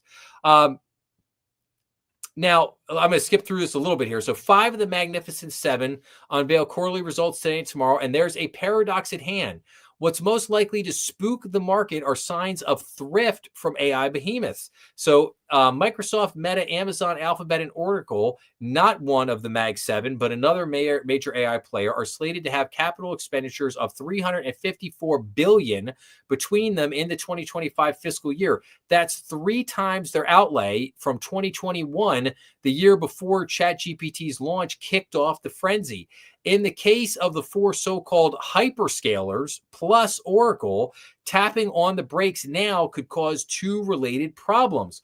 One is that fervent believers in the importance of winning the AI arms race might fret that the first company to blink will get left behind. It probably wouldn't be its share price that drops, though. Signs of caution also could sow doubt about the pot of gold that is supposedly waiting at the end of the AI capex rainbow for all of them. There have been two early tests of what could happen. The first was in January when Chinese AI model DeepSeek appeared to rival the performance of U.S. leaders at a much lower cost. The NASDAQ composite fell 3% and shares of AI chipmaker NVIDIA, now the world's most valuable company, plunged 17%. The second got less attention because other events muddied the market reaction. An analyst report in late April that claimed Microsoft was slowing data center investments coincided with a broad stock market rally the same day on easing trade tensions with China. We're constantly reassured that any resemblance between this boom and the tech and telecom bubbles are a figment of our imaginations. This is because the hyperscalers have highly profitable businesses and can afford it. While they won't be running out of money, Amova Asset Management points out in a report that those big AI players are losing their capital light appeal. As a result, net fixed assets have surged as a proportion of total assets, while fixed asset turnover continues to decrease. By these measures, hyperscalers now have joined heavyweight capital accumulators, such as U.S. large oil cap and energy companies. The tech giants' outlay as a share of total U.S. investment rivals historic building sprees like railroads. A server or a NVIDIA chip, though, have a much shorter useful life than a mile of track or fiber optic cable. The amount customers will pay for AI models also is less certain than for shipping a ton of coal. As usual, watch what companies do, not just what they say. And a sign that its resources aren't unlimited, Amazon plans to lay off 30,000 employees in order to conserve cash. Even the most magnificent companies have their limits. So again, you look at this chart and you look at just the insane level of spending that these companies are going at. And the problem is energy. It's energy. Like they're building all these data centers, right? And they're spending all this money. The problem is they need the energy to run these data centers, energy that we don't have and are not going to have the ability to generate. So, and even if we can, will this produce the pot of gold at the end of the capex rainbow that they think is going to be there? Now, very interesting, the last sentence in there. In a sign that its resources aren't unlimited, Amazon plans to lay off 30,000 employees in order to conserve cash. Now, keep that in mind for just a second. I gotta switch over here. Got to switch back to my other screen. So bear with me for just a second here. Where am I at here? That's not it. There we go. Okay. I want to go back to X for just a second here. Now, if everybody remembers, where did I start the evening? Because I said this was going to kind of guide us through the evening here. Where did I start this? I started with this post where I talked about the Amazon laying off the 30,000 people wasn't necessarily what people might be thinking. What we just saw there in that article, it's a sign that its resources aren't unlimited. So, but in other words, they have to keep spending the money on the capex, on building this stuff. So they have to get money from somewhere and they have to cut from somewhere. And what this gentleman said here hit the nail right on the head. And that is they are cutting the jobs. They're cutting the jobs in order to take that money they were going to spend on the employees to put it toward this insane level of capex in the hopes that knowing that they're going to take it on the chin on the short term, but hoping that they could somehow manage to win this AI race. So it's kind of a wild thing that, we're seeing here, but all right, but let's get back to, let's see here. So tariff impact. So let's just talk about real quick, for a few minutes here, because I know I only got you guys here for about another 10, 15 minutes. All right. So Trump went over, he met with Xi this week. What were some of the 9 big takeaways from the Trump meeting? So, obviously, so we'll take a run through this real quick. So China to buy U.S. soybeans. Okay, so China is going to buy a lot of soybeans. Rare earth apparently is to flow. So, all the rare earth has been settled, and that's for the world. Trump told reporters aboard Air Force One. I wouldn't bet on that. Port fees get paused, so we're gonna put a pause on port fees. U.S. is going to have the fentanyl tariffs. The Trump administration will cut the 20% fentanyl-related tariffs to 10% effective immediately. Trump to visit China again next April, in April of 2026. Taiwan, the issue of Taiwan, which Trump had said he would raise, did not come up during the meeting with Xi. It never came up. Taiwan never came up. It was not discussed, actually. I don't believe that for a minute. They just didn't put it out there. Obviously, the TikTok deal, which I announced at the beginning of the show, American energy, and the semiconductor question. Trump and Xi discussed semiconductors and chips during their meeting, but they didn't discuss approving the sale of NVIDIA's advanced Blackwell artificial intelligence chips. So, interesting meeting there. Was this meeting historic? I don't really think so. Look, I've said it before. I'm going to continue to say it a million times. You cannot trust the Chinese. The Chinese are never going to honor anything that they say they're going to do. I don't trust them to spend the money on the soybeans. I don't trust them to open up the rare earths. I don't trust them on Taiwan. I don't trust them on any of this stuff. I don't trust them on the microchips. There's just look, China's got their own issues, to be sure. China has they got their own issues over there. And we'll see what happens with some of this other stuff. But to move on, now here's the other important thing. So the U.S. announced 4 new deals on trade and rare earths in Southeast Asia. So Donald Trump, he was in Kuala Lumpur, Malaysia, for a trade summit, and so we got a lot of new deals here. So the United States has reached trade deals with 4 Southeast Asian countries, addressing critical rare earth minerals and broader trade imbalances. So basically, Malaysia, Cambodia, Thailand, Japan. We got, and I think we got some pretty good deals here out of these other guys. We also just did the deal I talked about last week with Australia. So again, a lot of victories for Trump, and I'm sure he laid it out that way. A lot of victories for him in the week leading up to his meeting with China. So, and he did that on purpose to give himself more leverage when he met with China, to basically say, you know what, I still want you to ease up on those rare earths. I want you to give us what we want, but it's also not as important because I just cut all these deals with, for rare earths with Australia, with Malaysia, with Thailand, with Cambodia. So we're still going to get a lot of what we need from these other countries moving forward. But in the short term, in the intermediate time, I still need to get China to open up and give us what we need them to give us. So again, very interesting week. I think a lot of really good things. The only thing, China, does that really, do they honor? Did the stuff come through? I don't think so. Honestly, I just don't. I don't believe it happens. Here's another interesting thing. So truck tariffs take effect with Mexico and Canada sharing brunt of impact. So the U.S. trade deficit with Mexico for medium and heavy-duty trucks soared above $5.1 billion in 2024. And there's a bunch of different interesting graphs here, which I'm not going to get all into this, but starting November 1st, the United States will impose a 25% tariff on imports of medium and heavy duty trucks, impacting billions in imports from Mexico and Canada. Of the $12 billion of U.S. imports of medium and heavy duty trucks in 2024, Mexico, $5.9 billion, and Canada, $3.3 billion, led the way and accounted for 48% and 27% of total imports, respectively. The United Kingdom and Japan each contributed 8% to the overall import share, according to official trade data. Now, again, probably going to hurt in the short run in terms of car prices and things like that.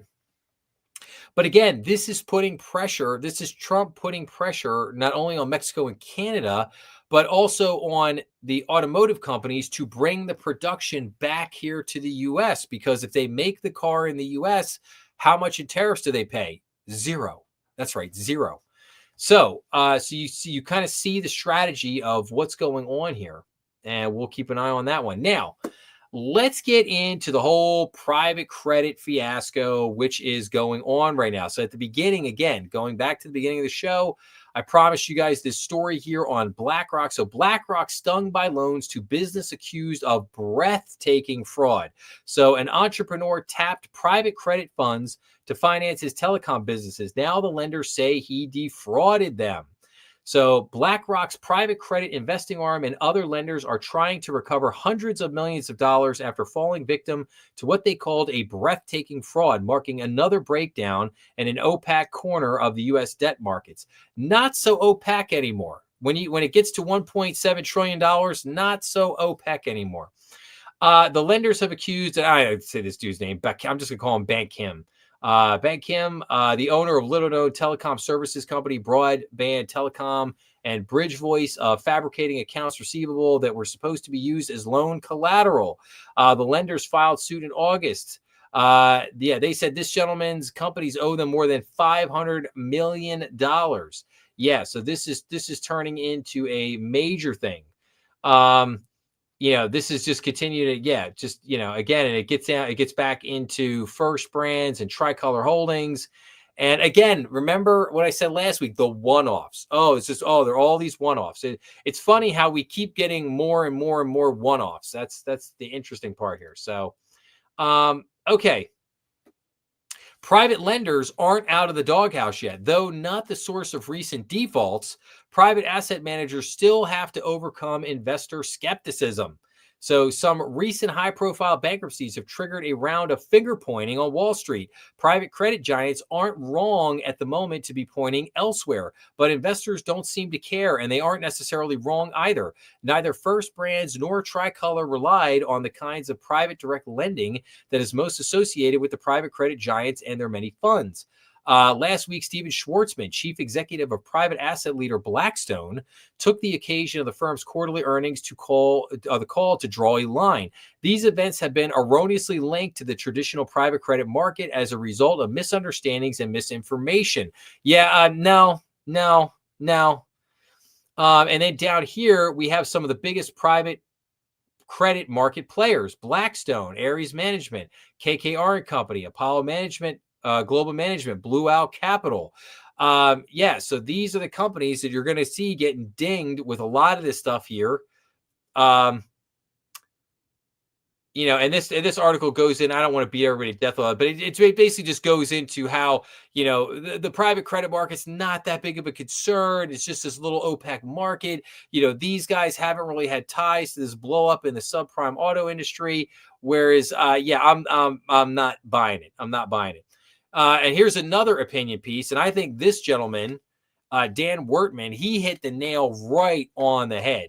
A private credit winter is coming. Lenders quietly rewrite their collateral rules, which suggest a crisis waiting to happen. Yes. So Wall Street insists credit quality remains strong. At first glance, the numbers back it up. Deal value rose more than 200% in the third quarter. Major banks beat earnings expectations and credit spreads remain tight. Yet beneath the surface, a quiet but dramatic shift is taking place inside credit deals that suggest creditors are bracing for distress and not recovery. Two recent bankruptcies, Tricolor Holdings and First Brands Group, have exposed alleged collateral fraud across multiple major institutions.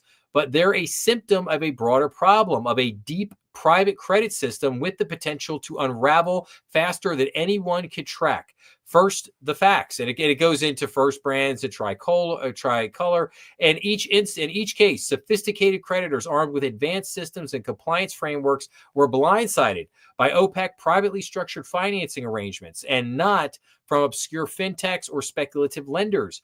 They involve JP Morgan, Fifth Third, UBS, and Jefferies, all banks with the deepest benches in credit structuring and compliance. But the structures involved were non-traditional loans built within the sprawling $1.7 trillion private credit ecosystem, trade finance funds, supply chain financing vehicles, and warehouse lines linked to securitizations. The increasing opacity of these financing structures has led to a corollary collapse in collateral verification. The result is a game of musical chairs in which lenders discover, often much too late, that the same assets were promised to multiple creditors. Herein lies the real story, and it isn't about fraud allegations. Private credit has grown so fast that verification and audit frameworks haven't kept up, leading to structural weaknesses across modern credit markets. Lenders are discovering that their control mechanisms designed for more transparent syndicated markets don't function in opaque financing ecosystem. There's no better leading indicator of market psychology than real-time covenant changes, which show where the smart money is quietly hedging. Right now, the smart money is fortifying against a downturn. Yes, absolutely. So, and again, I think this guy nailed it on his, just kind of description of the private credit market and what is going on with this right now. So, again, a lot to come on the private credit market. And I would say, some of my biggest concerns right now, number one, I would say is my fear is probably the AI credit bubble. That's probably my biggest fear at the moment. My number two biggest one is the private credit market. My number three biggest one is just mismanagement of the economy by the Federal Reserve. Those are my top three right now. If you want to know how our economy can just blow up, okay, it'll be a bursting of the AI credit bubble. It will be a bursting of the private credit bubble. It will be the total mismanagement by the Federal Reserve of our economy. Those three things could happen simultaneously. We don't know. But at the end of the day, I am a glass half full kind of guy. I am not a doom. I am a realist. I am not a doomsday. I'm not the doomsday prepper. I'm not out here. I'm not Chicken Little. I'm not screaming doom and gloom and the world's going to end. And oh my gosh, take all your money out of the market, put it in the mattress. Like I'm not doing any of that. I'm not saying that. What I like to do is I like to look at the market. I like to say, okay, this is going good and this is not going so good. And I like to point out just what I think are the potential big issues. What should you be looking out for? Thus, this is why this show is called the Strategy Room, because we're thinking strategy here. We're thinking big picture. But while my views absolutely tend to be contrarian, meaning that I usually take the opposite side of a lot of the popular arguments. Like I said, I'm also like to be very real about what I think the major concerns in the economy are right now. Like I said, those are my top three: the AI credit bubble, the private credit market credit bubble, and mismanagement by the Federal Reserve. Those are my three big concerns in the market and in the economy overall. So, and then just a couple side notes here. So Deutsche Bank, the big German bank, they basically came out. They were so concerned about this that they made it a point to disclose in their earnings call that disclosures on private credit highlight it has no exposure to recent high-profile bankruptcies against a background of investor concerns about the topic. So again, they were so concerned about it that they came out and right out in their earnings call, oh no, we don't have anything. We don't have anything. And I would point out here, just this real quick, so most U.S. regional banks did grow deposits and expanded their net interest margins in the third quarter. So again, most regional banks really had a good third quarter and have been having a pretty good year so far in 2025, just as this article points out at the beginning.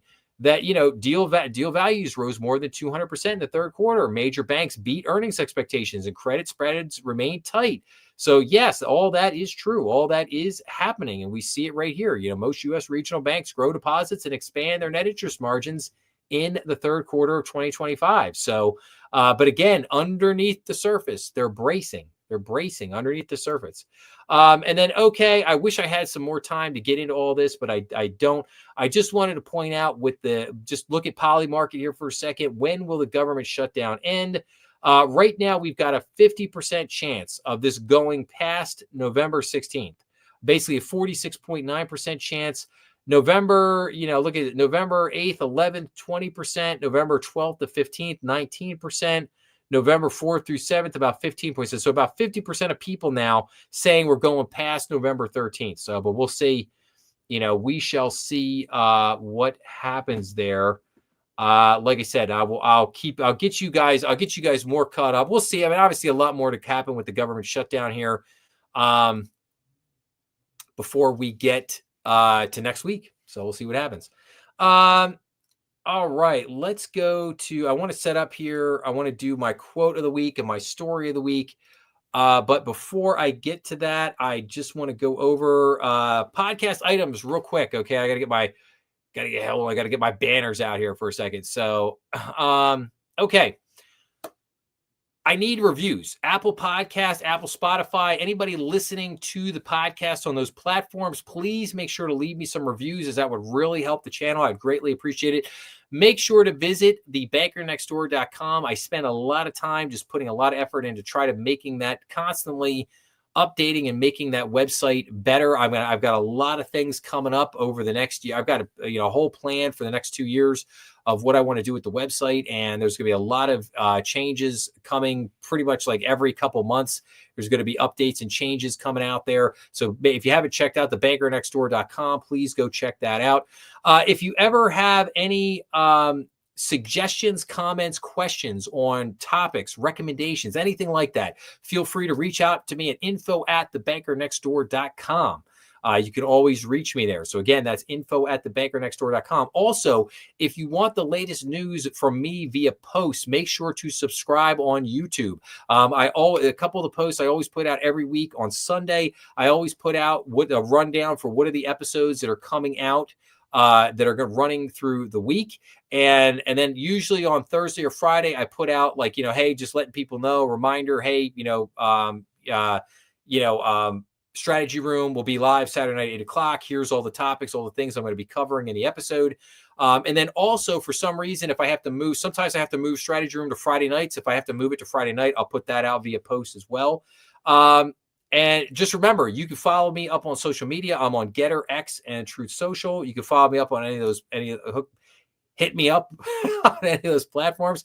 I would just tell everybody, remember that, we are on YouTube, Rumble, and all major podcast platforms. We have new episodes come out every week, Monday through Friday, premiering at noon. Most of the episodes are basically about 10 to 20 minutes in length. I keep them short or relatively short, specifically on purpose, because I want these to be specific topics that you can digest rather easily and quickly. And then finally, remember, BND Strategy Room live stream every Saturday night here on YouTube at 8 p.m. Hopefully expanding to, hopefully we'll be live streaming on Rumble and X in the not too distant future. I'm working on that stuff right now, so we'll see what happens there with that. So, okay, with that being said, let's go to our story of the week. So last week, I did the Federal Reserve. I did the dot plot. This week, I am doing the Taylor rule.